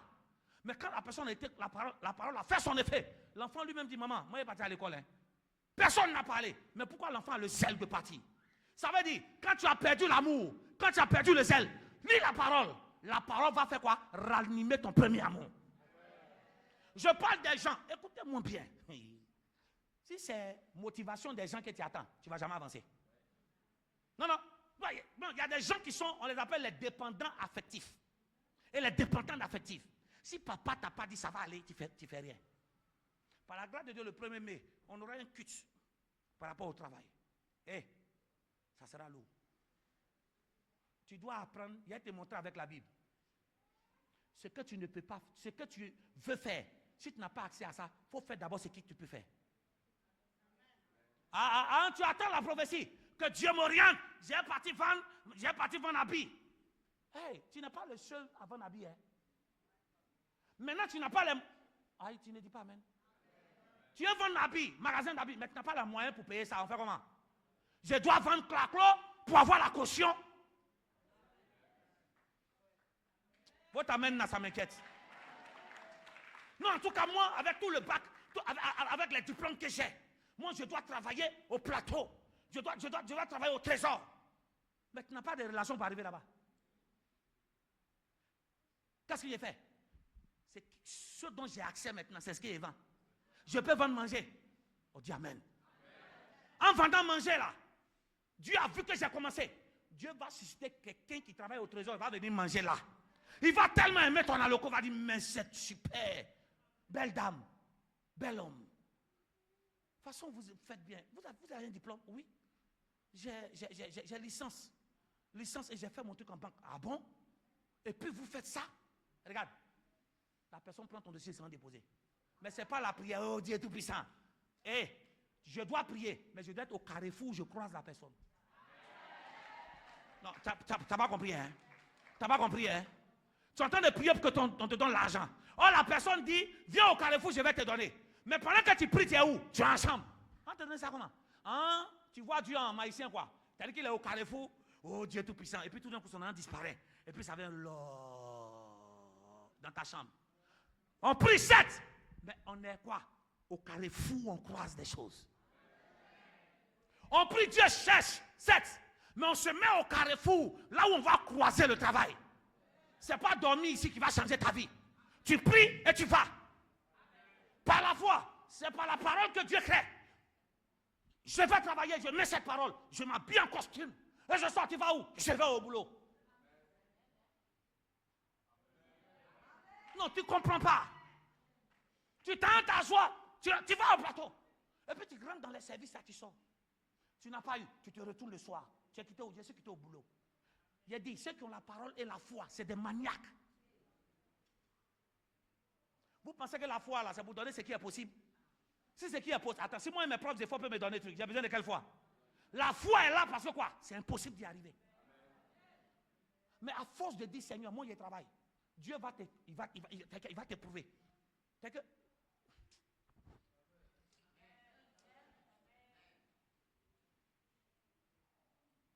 C'est pour ça que tu es assis là. La pauvreté fait mal. Il ne faut pas travailler pour avoir ton argent.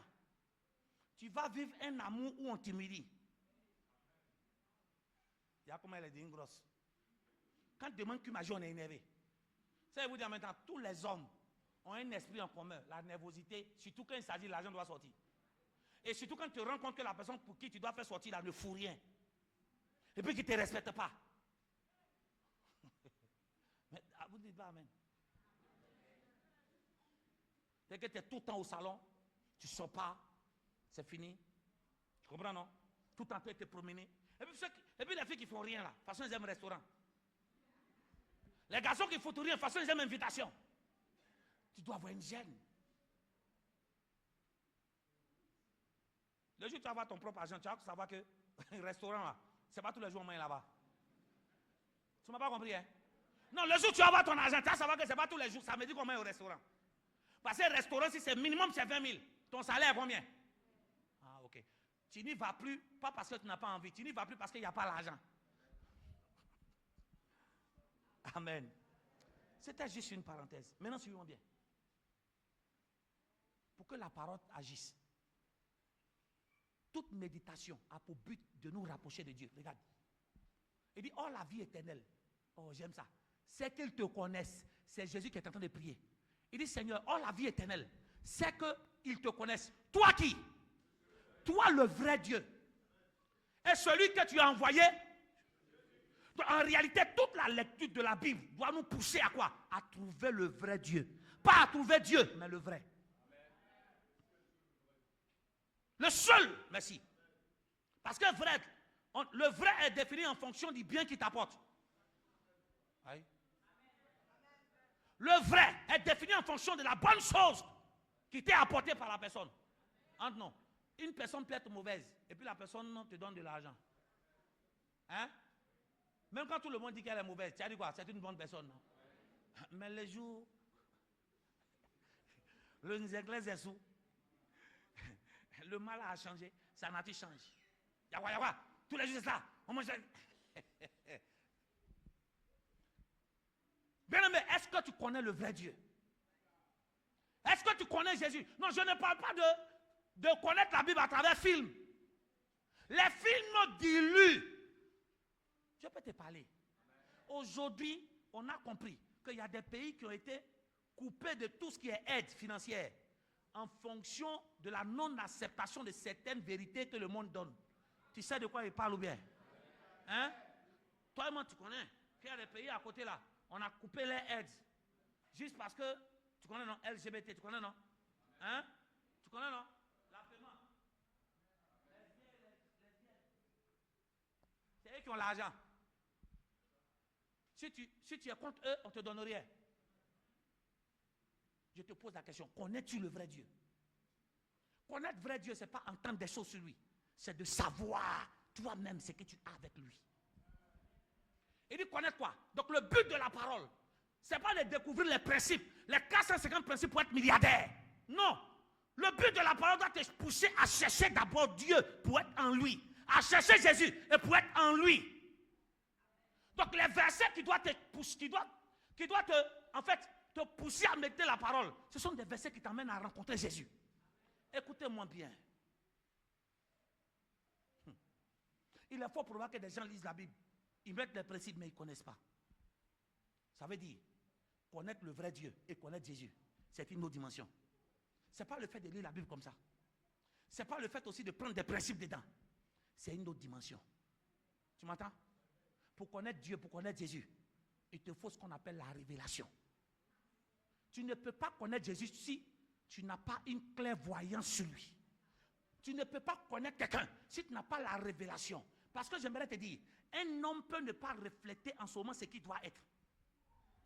Je peux te promettre qu'une femme peut refléter, peut ne pas refléter ce qu'elle doit être. C'est-à-dire qu'en réalité, Dieu l'a conçue pour être une femme riche, mais en ce moment, elle est pauvre. Si tu veux définir parce que tu vois, tu vas dire quoi? C'est pas la personne de ma vie. Oh, en réalité, elle est pauvre parce que Dieu veut que quoi? Elle se connecte à toi et à deux, sa vraie valeur sorte. Connaître Jésus, c'est une révélation. Parce que je peux te promettre que les apôtres, Pierre, Jean-Jacques, toutes ces personnes dans Luc, Jésus les a envoyés, ils sont allés chasser les démons. Mais dans Matthieu chapitre 16, Jésus dit, qui dites-vous que je suis? Ça veut dire que Jésus peut t'utiliser pour lui rendre service sans que tu le connaisses. Non, Dieu ne veut plus maintenant, Dieu ne veut pas seulement nous utiliser pour rendre service, mais Dieu veut que nous puissions le connaître. Ne crois pas que prophétiser fait que tu le connais. Non, Dieu a envie de pouvoir donner une parole à ses enfants. Donc, maintenant, tu ne le connais pas, certes, mais son enfant qu'elle a le connaît. Et c'est toi qui es disposé. Il passe par toi pour lui donner la parole. Mais ça ne veut pas dire que toi, tu as une identité chez lui. Regarde. Et il vous dit, et il a dit, Qui dites-vous que je suis? Oui. Simon-Pierre répondit, tu es qui? Tu es le fils. Écoute-moi bien. Il m'a Jésus. Jésus m'a, ça fait au moins 3 ans. C'est pas une question à poser, non? Non, doucement. Tu m'as 3 ans avec quelqu'un. Et puis la personne dit, ici qui pour vous? Ah, ça fait 3 ans, on marche à toi. Tu nous poses cette question pourquoi? Non. Jésus voulait qu'il découvre en réalité qui il est. Jésus voulait que leur manière de le voir change. Qu'il n'est pas fils de Marie.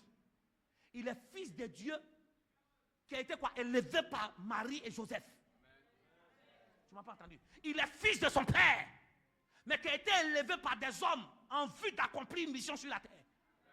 Non, tu ne m'as pas entendu. Il faut la terre. Il faut les choses de la terre pour résoudre les choses de la terre.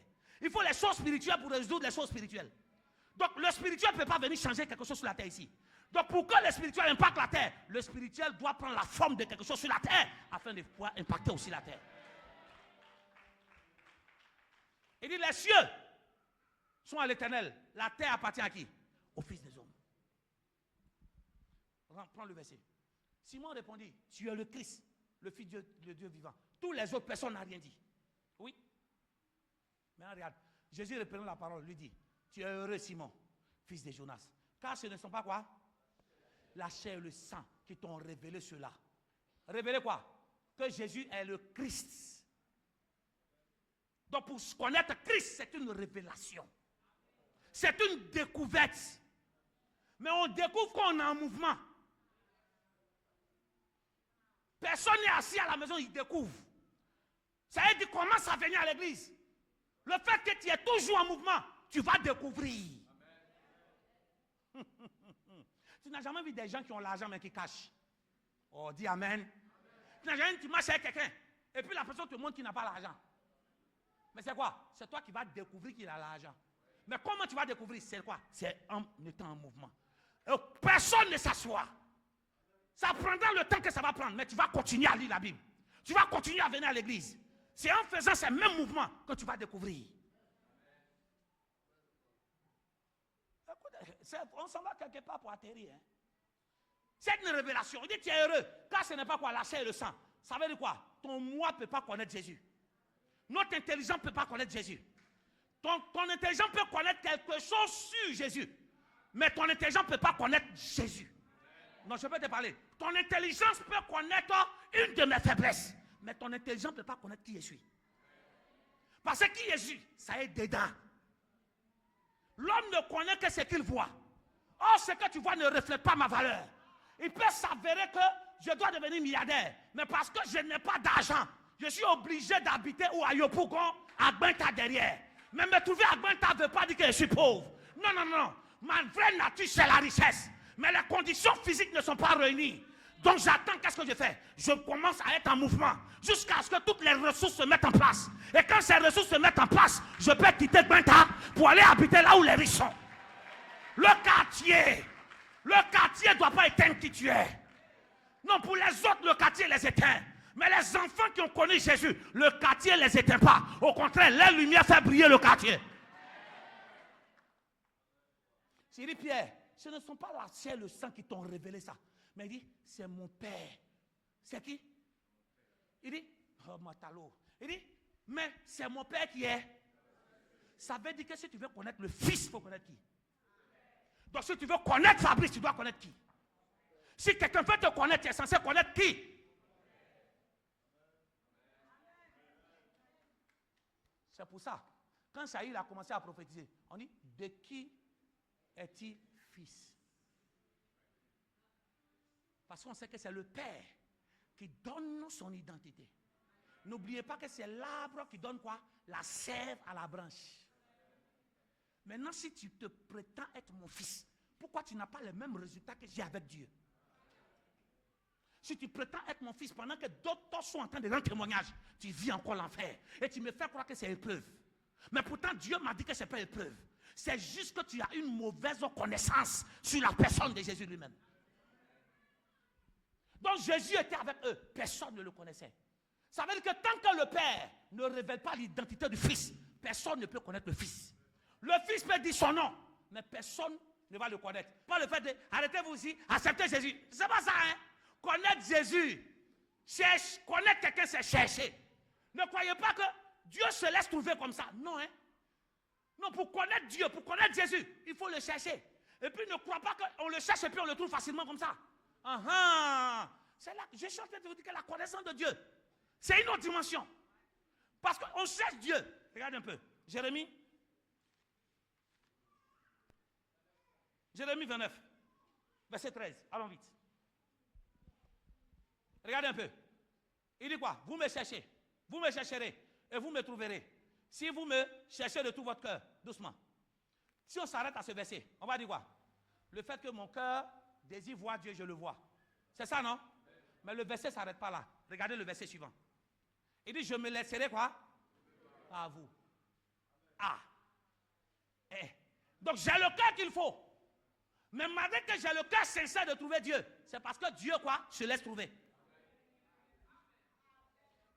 Donc Dieu ne prend pas en compte ce que toi tu ressens. Dieu regarde ce que tu ressens pour lui. C'est-à-dire quoi? Tu cherches Dieu pour du travail. Dieu va pas se laisser trouver comme ça. Mais Dieu regarde, c'est vrai que tu cherches du travail. Mais avant le travail, tu cherches à le connaître en tant que ton Père.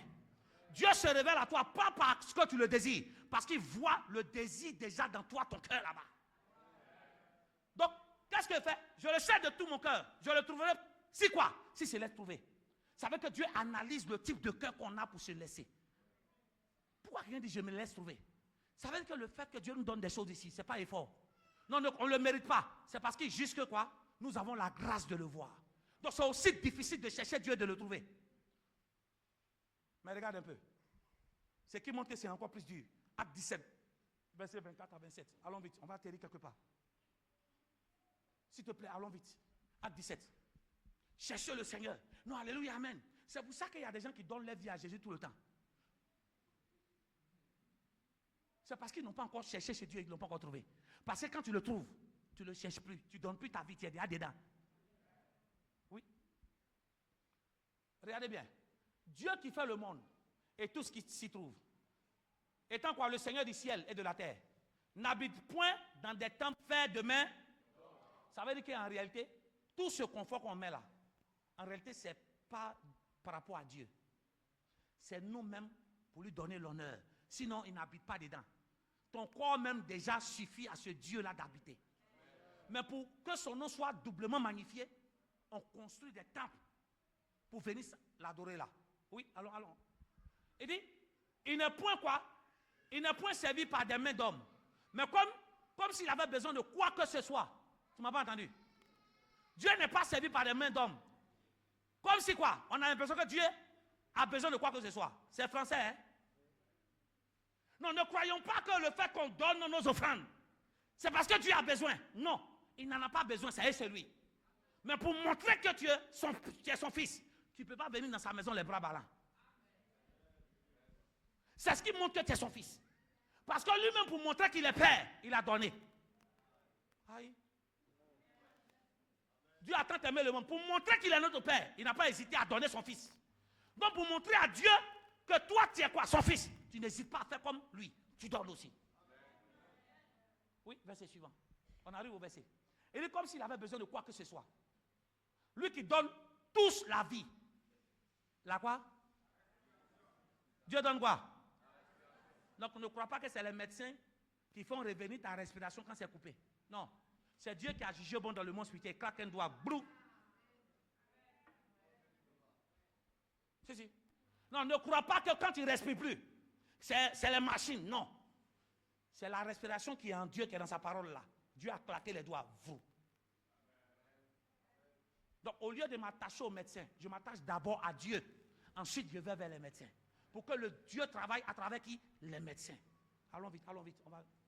J'ai beaucoup empiété sur le temps. Il dit, il a fait que tous les hommes sortis d'un seul sang, habitassent sur toute la surface de la terre.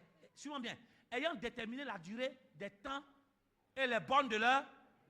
Donc, quand on est sur la terre ici, Dieu a déjà déterminé le temps que nous allons faire sur la terre ici. Ah, ok, d'accord. Et les bornes de là où on va habiter. Tapez. C'est servitude, non? Hein? Donc, en réalité, la servitude dans ma bénédiction n'est pas définie par les hommes. Ma servitude est définie par Dieu. Quelqu'un veut me dire que moi, ma maison fait 400 mètres carrés. Mais Dieu définit la servitude pour dire quoi? Je vais donner l'argent. Tu vas payer tous les terrains qui sont. Les gens si. Alors. On ne sort pas du tout. Il voulut. Maintenant, suis-moi bien. Il a créé toutes choses, non? Donc, ce n'est pas parce qu'il a créé toutes choses qu'on va le trouver facilement. Il dit quoi? Il voulut qu'il chasse le Seigneur. Dieu a créé tout, mais Dieu veut qu'on le cherche. Il dit quoi? Et qu'il s'efforçasse de le trouver en quoi? Bien qu'il ne soit pas loin de... Ah! Donc Dieu que tu cherches n'est pas loin, mais tu vas tâtonner avant de le trouver. Non, ça veut dire chercher Dieu n'est pas facile. Il y a des moments, ma fille, tu viens un peu, tu relâches, tu viens un peu, tu relâches, tu tâtonnes. Mais quand Dieu voit que ton cœur est disposé à le chercher, malgré que tu tâtonnes, il se laisse trouver. Personne ne trouve Dieu un coup, ma fille. Si quelqu'un te dit non, moi j'ai fait ça. Non. Puisqu'on t'attend pour le trouver, ça veut dire il faut tout faire pour être au carrefour, tu peux le croiser. Donc chercher Dieu, c'est le rencontrer. Connaître Jésus, c'est le rencontrer. Mais tu auras du mal. Parce qu'il y a des moments où tu vas tâtonner. Quoique Jésus n'est pas loin. Tu n'as jamais vu des gens, quelqu'un à côté de toi et puis tout autour de toi est noir. Tu n'as jamais vu ça? Tu sais qu'il est là, hein, mais tu ne peux pas le trouver. Mais tu ne t'assois pas aussi. Qu'est-ce qu'on fait? On fait, Jean, où es-tu? Jean, où es-tu? De toutes les façons, jusqu'à même ça fait un jour, j'ai attrapé Jean. Pourquoi? Parce que je me suis assuré que Jean est dans la chambre et moi. Donc si Jean est dans la chambre et moi forcé, si il va ici, il va à gauche, à droite, à un moment donné, il trace. Les choses de Dieu ne sont pas aussi faciles à trouver. Donc tu ne dois pas te décourager. Tâtonner veut dire quoi? Je prends des choses avec lui. Je sais ça. On va parler dans le temps d'affaires. Vous voyez, c'est facile de devenir la femme d'affaires que tu veux. Tu as les 17 livres, tu as venu t'asseoir, vous êtes allé milliardaire. Facilement. Tu vas tâtonner. Si. Tu vas vendre un loco. Avant, tu as tiré ceci. Après, maintenant, tu as vendu habit. C'est comme ça qu'on devient ce qu'on est. On tâtonne. Je vais vous parler ça le premier. On tâtonne. Non, vraiment, tu m'as bien regardé. Il ne faut pas te lever pour griller à loco. La prière ne rassasie pas. Jésus, avant, quand il a fini de jeûner 40 jours, 40 nuits, mon fils l'a fait. Il a eu faim. Donc pour ça, il faut qu'il cherche manger. Dis Amen. Ma fille, tout ce que ta main trouve, fais-le. Jusqu'à ce que ce qui doit te rendre heureuse, tu vas trouver là-bas. Donc je fais des choses pour ne pas avoir faim. Parce qu'il y a besoin de la chose qui va me rendre heureux. Mais on ne peut pas être heureux si on a faim. Donc je fais ce que je fais qui peut me donner manger. Et me donner la force pour trouver ce qui va me rendre heureuse. La salle est devenue calme. Non, papa, révèle-moi ce qu'il a fait. Il faut t'asseoir. Au bas, tu as tâtonné. Hein? Il y a des gens, il y a une clairvoyance dessus. Mais pour toi, on ne dit rien. Tu ne sais pas que tu dois vendre parfum. Aujourd'hui, la vente en ligne, ce n'est pas que tu dois vendre quelque chose en ligne. Tu ne sais pas, puis tu as les livrer.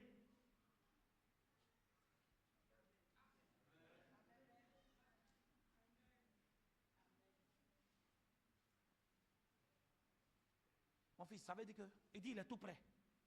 Quoi qu'il est tout prêt, mais on va tâtonner. Tu savez, mon fils, tu ne vas pas venir un coup comme ça, et puis Dieu va dire tout ce qui est sur toi. Tu vas rester là, le chercher. Et c'est un jour, comme Dieu veut que tu puisses le connaître, une prophétie sort claire sur toi. Tu n'as pas dit Amen. Les gens font que vous pensez que nous, on programme quoi? Donc la prophétie, on programme. Tu n'as rien compris. Non, j'ai dit là, ce n'est pas une programmation. Dieu parle sur quelqu'un en fonction des efforts qu'il a fournis pour le chercher.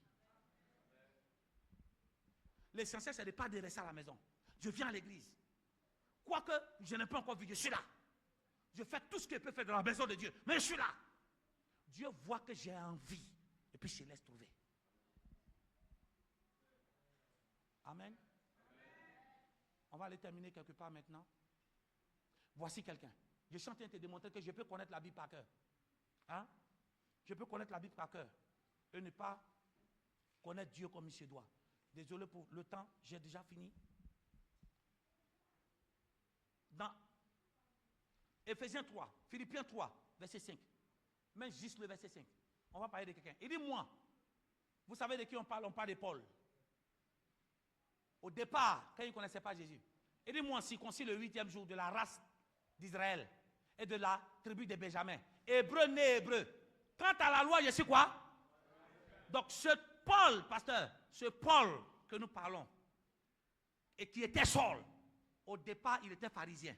Or, pour que tu sois pharisien, il faut maîtriser les 5 livres de Moïse, qu'on appelle la Torah. Donc, il connaissait toutes les choses sur la loi. Mais cet homme-là ne connaissait pas Jésus.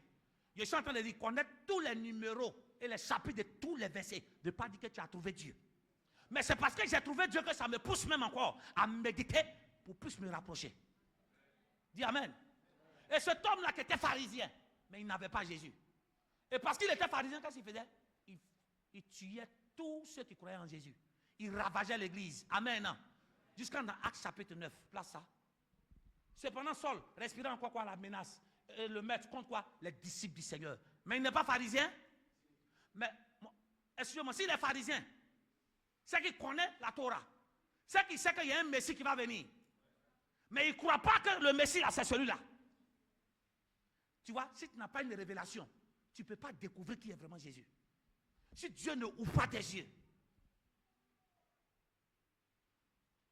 Le maître contre les disciples du Seigneur, se rendant chez qui? Chez le souverain sacrificateur. Allons vite. Et lui demanda des lettres pour les synagogues de Damas, afin que quoi? S'il trouvait quoi? Des partisans de la nouvelle doctrine, pas de Jésus, là, il appelle la nouvelle doctrine. Hommes ou femmes, il les amena liés où? À Jérusalem pour qu'on vienne les tuer. Verset suivant. Et on dit comme il était en route, dis Amen. Ah, je te dis aujourd'hui, Jésus, ça se rencontre. Jésus, ça se rencontre. Non, je peux connaître tous les versets. Mais si je ne suis pas au carrefour pour croiser Jésus. Non, non. La définition d'une personne que tu vois dépend de la rencontre. Il y a des personnes, quand tu rencontres facilement, tu ne leur donnes pas du respect. Maman, si tu as souffert, par exemple, tu as passé 6 fois le bac, 7e fois tu as eu, le bac devient quoi, Bouddha? Tu ne peux même pas parler sans parler du bac.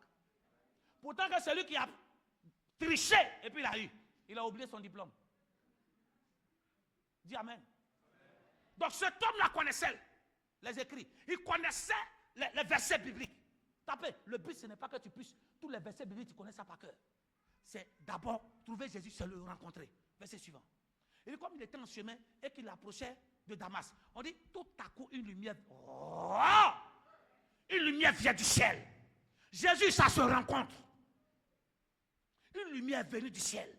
Ça veut dire que qu'on rencontrait Jésus, il y a quelque chose qui change. Il y a quelque chose de nouveau que tu ne voyais pas, que tu commences à voir. Il y a quelque chose de nouveau que tu ne comprenais pas, que tu commences à comprendre. Oui, allons vite. On dit, il tomba par terre et il entendit une voix qui lui disait, Saul, Saul, pourquoi me... Oui, verset suivant. Il répondit, qui es-tu Seigneur? Et le Seigneur dit, je suis Jésus que tu persécutes. Il te serait dû de quoi? De régimer contre les aiguillons. Descends maintenant. Il dit tremblant et saisi de froid. Il disait, Seigneur, que veux-tu que je fasse? Qui? Docteur de la loi, pharisien. Maintenant, il rencontre Jésus. Je vais te dire quelque chose. Tu ne peux pas rencontrer Jésus. Et puis tu n'as pas de désir de faire quelque chose pour lui. Donc ton amen commence à m'inquiéter. Ce qui prouve que tu as rencontré Jésus, tu as commencé à le connaître. Tu n'as plus accès sur ce que tu veux recevoir. Tu as accès sur ce que je veux le donner. Je vais te parler. Quand une femme, un homme rencontre une femme qu'il veut, il va voir. Il se pose la question, qu'est-ce que je peux offrir pour que son cœur s'attache à moi? Mais quand une femme rencontre quelqu'un qu'elle veut, elle n'est plus attentionnée sur ce qu'elle veut. Qu'est-ce que je dois faire pour que cet homme la reste? Je te pose la question. Tu lis la Bible. Est-ce que tu as vraiment rencontré? Parce que quand tu as vraiment rencontré, tu n'es pas axé sur ce que tu veux que Dieu te donne. Tu es axé sur ce que je veux lui donner. J'ai envie d'être avec lui. J'ai envie de faire plaisir. J'ai envie de construire un temple pour lui. J'ai envie de soutenir son œuvre. J'ai envie de payer climatiseur. J'ai envie de donner l'argent pour faire croisade. C'est en ce sens que tu as ça, tu as rencontré. Mais t'as choix, papa. Comment faire? Comment faire pour que je me marie? Non. Tu es certes célibataire, mais ta choix c'est, malgré mon célibat, qu'est-ce que je peux apporter à Dieu, quoique je ne suis pas marié? Violente. Tu me dis que tu as rencontré Jésus. Réponds à ta place. Ce que je viens de définir taper, ça montre que tu as rencontré. Mon fils, est-ce que c'est ça ta joie? Est-ce que c'est ce qui t'anime en priorité? Non, ce n'est pas que tu n'y penses pas. Est-ce que ça prend le dessus sur ce que tu veux?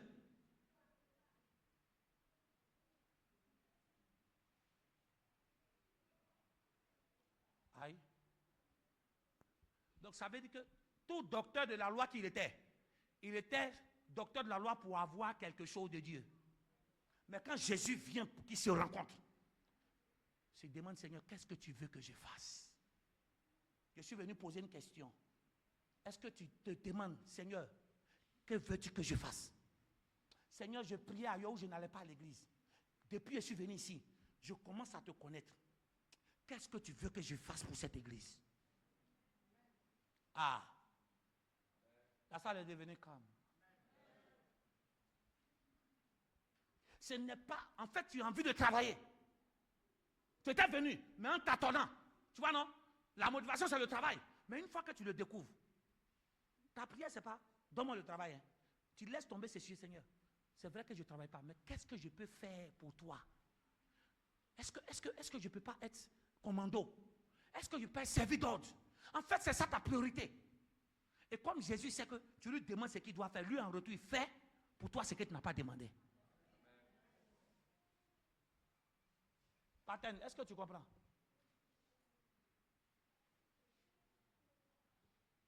Donc quand tu vois des gens qui sont là, ce qui les fait mal, ce n'est pas le fait qu'ils ne travaillent pas, mais ce qui les fait mal, c'est qu'ils n'arrivent pas à avoir l'argent pour pouvoir soutenir le pasteur. C'est qu'il a rencontré Jésus. Rencontrer Jésus, c'est quoi?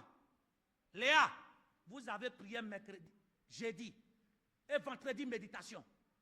Qu'on arrive à jeudi, c'est Seigneur, qu'est-ce que je dois faire pour toi ce jeudi-là? Ça veut dire que ce jeudi-là, je ne sors pas. Je suis où?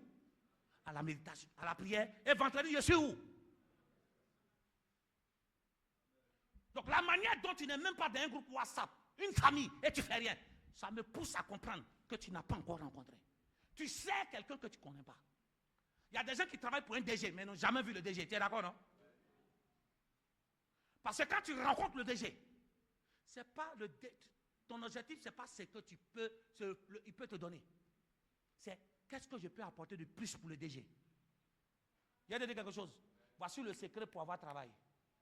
Quand tu croises quelqu'un qui a l'argent, ne lui demande pas l'argent pour toi.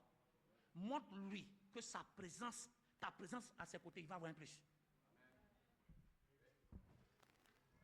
Tu sais pourquoi tu demandes mal? Parce que tu aimes demander pour recevoir à toi. Non. Montre à la personne qui a l'argent qu'il est fort probable que tu as une entreprise certes, mais je peux te faire, toi et moi on peut monter une entreprise. Et la preuve, j'ai un projet. Tu vends du cacao, mais en ce moment, le cacao là est tombé un peu, mais l'anacade a pris le dessus. Voici mon projet. Je sais vendre l'anacade. Si vous financez mon projet, vous sortez gagnant. Vous ne répondez pas? Ici, on fait cours de tout. Hein? Qu'on doit t'embaucher dans une entreprise, on ne te choisit pas pour l'argent, on te paye. Hein? On te paye en fonction de ce que tu peux apporter. Aïe. La personne qui te dit oui, et puis t'envoie à la mairie, il prend en compte l'aide que tu peux apporter. Là tu n'as pas compris. La personne qui va aller t'honorer devant tes parents, c'est qu'est-ce que tu pourras lui apporter. Si ce n'est pas l'argent, est-ce que tu peux l'apporter la joie et le respect? Tu vois ça, tout de suite on s'en va. Mais cheminement même déjà, on t'appelle à 18h. C'est 18h comment on appelle, du lendemain tu décroches. Et tu fais par là. Y'a quoi? Tu m'as marié ou bien? C'est comme ça qu'on commence à arriver là-bas. Tu faisais quoi depuis tout ce temps? Tu me demandes pourquoi? Mais quand tu mets mon argent dans le marché là, tu demandes aussi pourquoi? Non, en tout cas, je dormais. On dort 24 heures. Vous ne répondez plus? Mais, Fouabi, si tu as rencontré Jésus, c'est pas s'arrêter derrière la caméra, ça c'est le service. C'est Seigneur, que veux-tu que je fasse pour toi? Ma présence dans l'église là, ça doit apporter quelque chose. En d'autres termes, je dois être utile. Il y a quelque chose que je sais faire, mais on ne fait pas. Je viens voir le pasteur, papa, moi je sais faire ça. Si on met dedans, ça va marcher. Mais toi, tu ne donnes pas l'idée et tu critiques son nom. C'est suivant. Tremblant et saisi, dit, Seigneur, que veux-tu que je fasse pour toi? Est-ce qu'il a demandé? Jésus l'a rencontré. Il dit, c'est qui? Il dit, c'est Jésus que tu persécutes. Normalement, il est censé dire quoi? Non. Que pardon? Non, il ne le reconnaît pas, il ne le reconnaît pas. Il est censé dire, au nom de la Torah, brise. Mais en même temps, il dit, que veux-tu que je fasse? Parce qu'on rencontre le Seigneur, qu'on commence à le connaître. Comment je peux être utile? Qu'est-ce que je peux apporter dans les finances? Qu'est-ce que je peux apporter dans les idées? Oui, allons vite.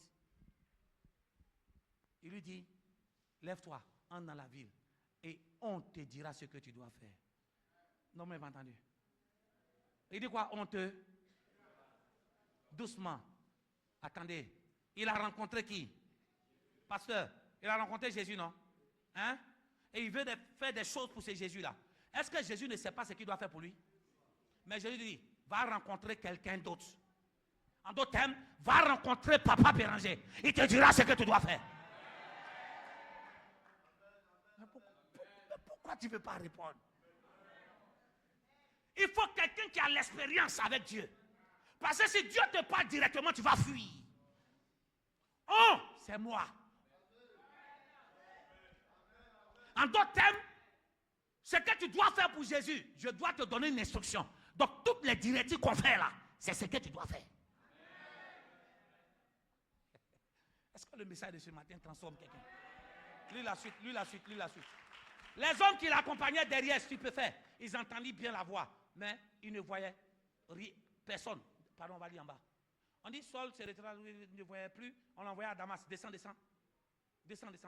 On dit quoi? Il resta 3 jours et il ne mangea pas. Tu ne gênes pas. Maladie va te faire gêner. Comme il est avec, il ne peut pas manger. C'est où il va aller trouver manger. Descends. Je vais trouver le nom de la personne. Oh, il avait à Damas qui? Un disciple nommé comment?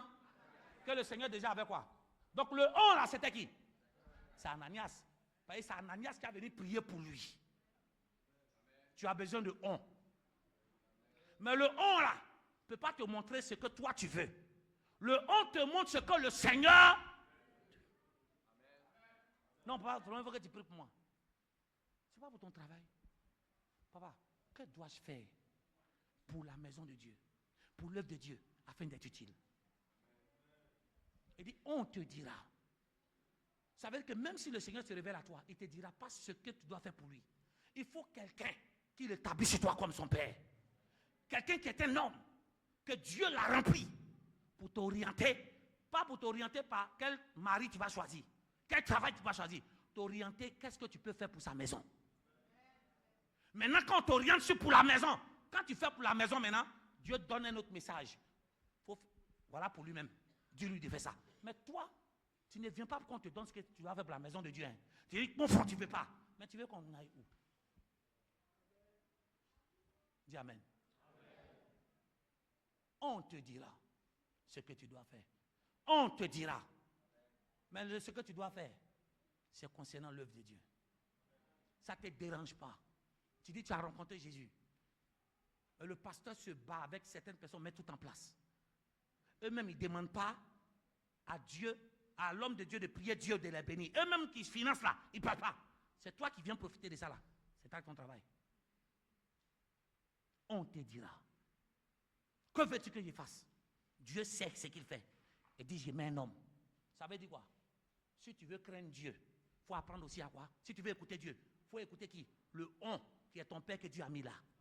Donc tu ne peux pas dire que tu ne crois pas en ton pasteur et puis croire en Dieu, c'est faux. Parce que le on, c'est Dieu qui l'a mis.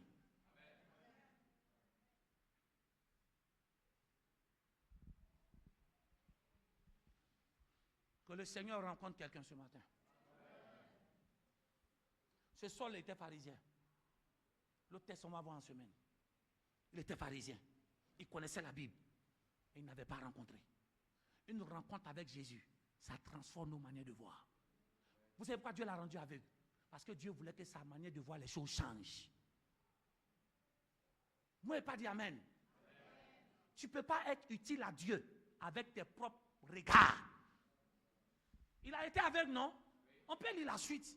Je ne vais pas prendre le temps, on va terminer là. On peut lire la suite. Quand il rentre, donc on l'a accompagné, un moment, on l'a accompagné quoi? Dans la ville. Pendant 3 jours, il était quoi? Donc le Seigneur veut qu'il découvre ce qu'il doit faire pour lui. Mais avant qu'il découvre, il casse ses yeux là d'abord.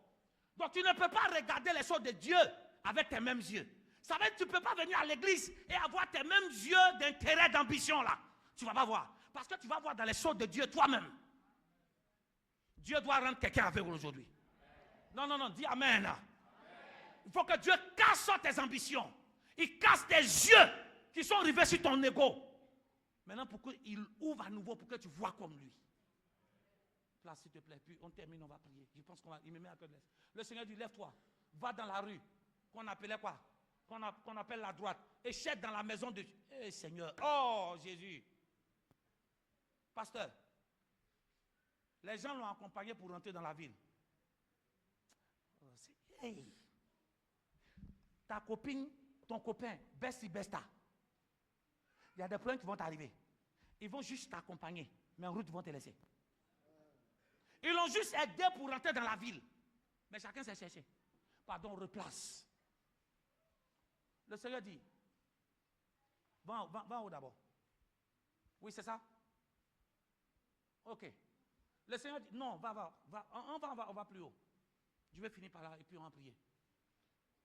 Non, va encore en haut. Verset 8 ou verset 7. Verset 8, verset 7. Oui, prends. On dit, saute sur là les terres. Et quoi que ses yeux fussent ouverts, il ne voyait rien.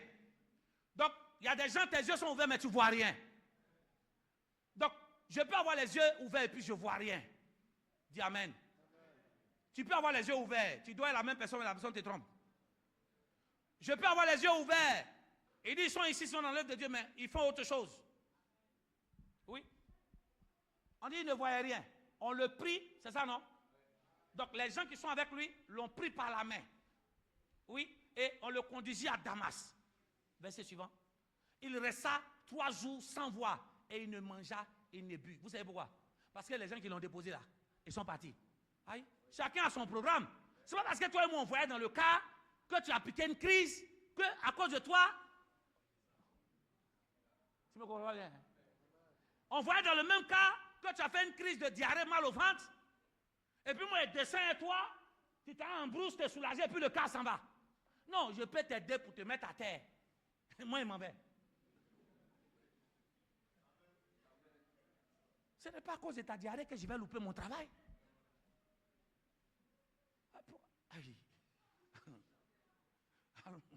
On dit, oh, il avait à Damas un disciple nommé Ananias. Et le Seigneur lui dit, dans une vision, Ananias. Et il répondit, me voici Seigneur. Descends vite. Il dit, et le Seigneur lui dit, lève-toi, va dans la rue qu'on appelle la droite. Et cherche dans la maison de Judas un nommé Saul de Tarse. Oui, viens. Il dit, car il prie et il a une vision. Un homme du nom d'Ananias entrait. Quand tu crois Jésus et que tu demandes au Seigneur ce que je vais faire pour toi, le Seigneur commence à t'utiliser là. Ses yeux étaient fermés. Mais parce que Saul a posé la bonne question. Seigneur, je vais être utile. Mon fils, il ne connaît pas encore Jésus, hein, mais il veut être utile, il veut travailler, il veut faire des choses. Dieu lui a déjà donné une vision. Que dans cette maison, personne ne va venir ici, à part une seule personne du nom d'Ananias. Quand tu commences à, je vais te parler, quand tu commences à rencontrer Jésus, toutes les personnes avec qui tu marchais peuvent te quitter pour que tu sois isolé. Et ton isolement ne veut pas dire que c'est les fausses personnes. Non, non, non. Dieu les éloigne pour qu'il te donne une nouvelle vision. S'il dit c'est une personne non de Ananas qui va venir, ça veut dire que personne ne viendra là à part lui. Quand tu rencontres Jésus, tu vas vivre un moment où les gens vont te laisser. Si, si. Ça, je te le dis. Tout le monde, tous ceux qui donnent l'argent, ça fuit. Demandez aux femmes qui se disent belles et aux hommes qui se disent belles. Beau, autant pour moi. Depuis que tu as rencontré Jésus, tu as l'impression qu'on ne te drague plus. Mais le problème, c'est que l'impact d'une personne dépend de la fidélité envers la personne. Ça veut dire quoi? Quand tu rencontres Jésus, je ne veux plus que tu rencontres quelqu'un d'autre. Parce que notre Dieu est un Dieu jaloux. Toi aussi, tu as rencontré ton nouveau gars là. Tu es sûr que tu présentes à ta camarade? Non. Tu attends quand c'est bon. Et puis même quand tu présentes à ta camarade, yeah, tu ne te lèves pas pour aller prendre l'eau. Tu ne m'as pas compris, hein? Non, il a été présenté, mon chéri. Camarade, là, tu es présenté là. Elle ne s'appelle plus que toi dans ta maison. Tout est pom-pom. Elle-même, nous, on la reconnaît comme quelqu'un qui est skinny. Elle arrive chez toi, tout est gros sur elle comme ça. Les BBL, tu vois, non? Tout. Je vais juste te présenter. Moi-même, chez moi, il se passe à paix. Et puis ton chéri dit, bois l'eau. Qui va chercher? Non, non, qui va chercher? Oh, dans ma propre maison, elle va connaître où est le frigo. Pardon, va dans la cuisine là. Dans le coin, il y a l'eau là-bas. Elle dit, mais je ne suis jamais venu. Pardon, il faut partir. Je vais terminer par là et on va prier. Il dit, quand il prie, vous voyez, quand il a rencontré Jésus, mon fils, il a dit, qu'est-ce que tu veux que je fasse pour toi? Mais, pasteur, il y a quelque chose qui est né. Quand tu rencontres Jésus, tu commences à le connaître, tu ne peux pas dire que tu ne pries pas. Ma fille, il était aveugle, non? Mais il priait. Il était malade, non? Mais il priait. Et sa prière, Seigneur, je veux te voir. Je veux te connaître. Même si la maladie peut me tuer, mais je veux te voir. Ce que tu vis ne doit pas changer ta formule de prière pour dire, Seigneur, je veux te connaître. On n'a qu'à dire que tu es un sorcier ou sorcière. Ce n'est pas savoir la vérité qui est important, c'est Seigneur, je veux te voir. Quand tu rencontres Jésus, c'est ça. Oui, termine. Du nom d'Ananias qui entrait et qui lui imposa maintenant les mains afin qu'il recouvre la vue. Ananias se répondit, hé Seigneur Dieu Tout-Puissant. Champion, très souvent Dieu nous parle, hein, on a peur d'aller vers vous en fonction de ce que vous racontez. Tu n'as pas dit amen? Toi tu es assis ici, je connais ta bouche, je sais ce que tu racontes sur moi. Même si Dieu m'a donné une révélation, ça va me faire peur d'aller te parler. Tu vas voir. Il dit, Seigneur, j'ai appris par plusieurs personnes. C'est Ananias qui répond. Hein. Il dit, Seigneur, j'ai appris de plusieurs personnes tout le mal que cet homme a fait à tous les saints dans Jérusalem. Sandré dit, ouais. Seigneur, lui qui n'est pas dit là, j'ai appris que quand il croise un chrétien là, ça veut dire qu'Ananias lui-même, il s'est à se chercher. Il a peur de la personne. C'est non, je sais dans l'église, Dieu ne parle pas au pasteur. Mais ton comportement même que tu as sur moi, ça fait peur. Bonjour là-bas. Ça va? En tout cas, je dois quand même parler. Hey, les chrétiens gangsters. Bonjour. C'est lui là. Une année, il y a une de mes filles, elle est venue comme ça, les pasteurs. Hey, elle dit, il y a Pétre qui a commencé à venir. Il n'a pas fait de réception. Moi, c'est comme ça, c'est pour ça qu'il ne fait pas. Votre pasteur est bavarde seul. J'étais là, mais Dieu m'a dit non. Elle est bavarde d'être seule dans le temple. C'est quel homme de Dieu ça là? Hey, c'est quoi? On quitte loin pour venir? Hey! Dieu m'a dit laisse. Et puis, j'ai appelé un des pasteurs, j'ai donné l'argent. Va donner. Madame, vous avez payé le transport pour venir? Non. Payez vos transports pour partir. Ça a calmé son cœur. Non, je n'ai pas été payé mon transport, mais hein, qu'on dit réception, il faut respecter la date. Champion. C'est Dieu qui parle. Donc c'est Dieu qui donne une date. C'est lui aussi qui peut enlever. Parce qu'il juge que tu n'es pas dans la bonne position. Mais on t'attend, non? On t'attend. Ça veut dire que si venu aujourd'hui, on m'a pas reçu, non, je vais comment? Je reviens. C'est ça. Ça, le dimanche prochain, vous allez aimer ce message. Parce qu'il doit te parler la différence entre le chrétien, le disciple et la foule. Si. Si. On ne parle pas, on ne donne pas la même nourriture qu'on donne à la foule aux disciples. Parce que la foule est là pour manger. La foule est là pour les miracles. Les disciples sont là pour la personne. Je vais te parler de ça. Si. Si. Jésus veut qu'on fasse des disciples, tu vas savoir ça. Ma fille, les gens de la foule n'aiment pas la discipline. Mais les disciples, ils savent que c'est la discipline. Les gens de la foule n'aiment pas qu'on crie sur eux. Mais les disciples, ils aiment qu'on est dans la discipline. Les disciples ne cherchent pas des miracles. Les disciples cherchent l'enseignement.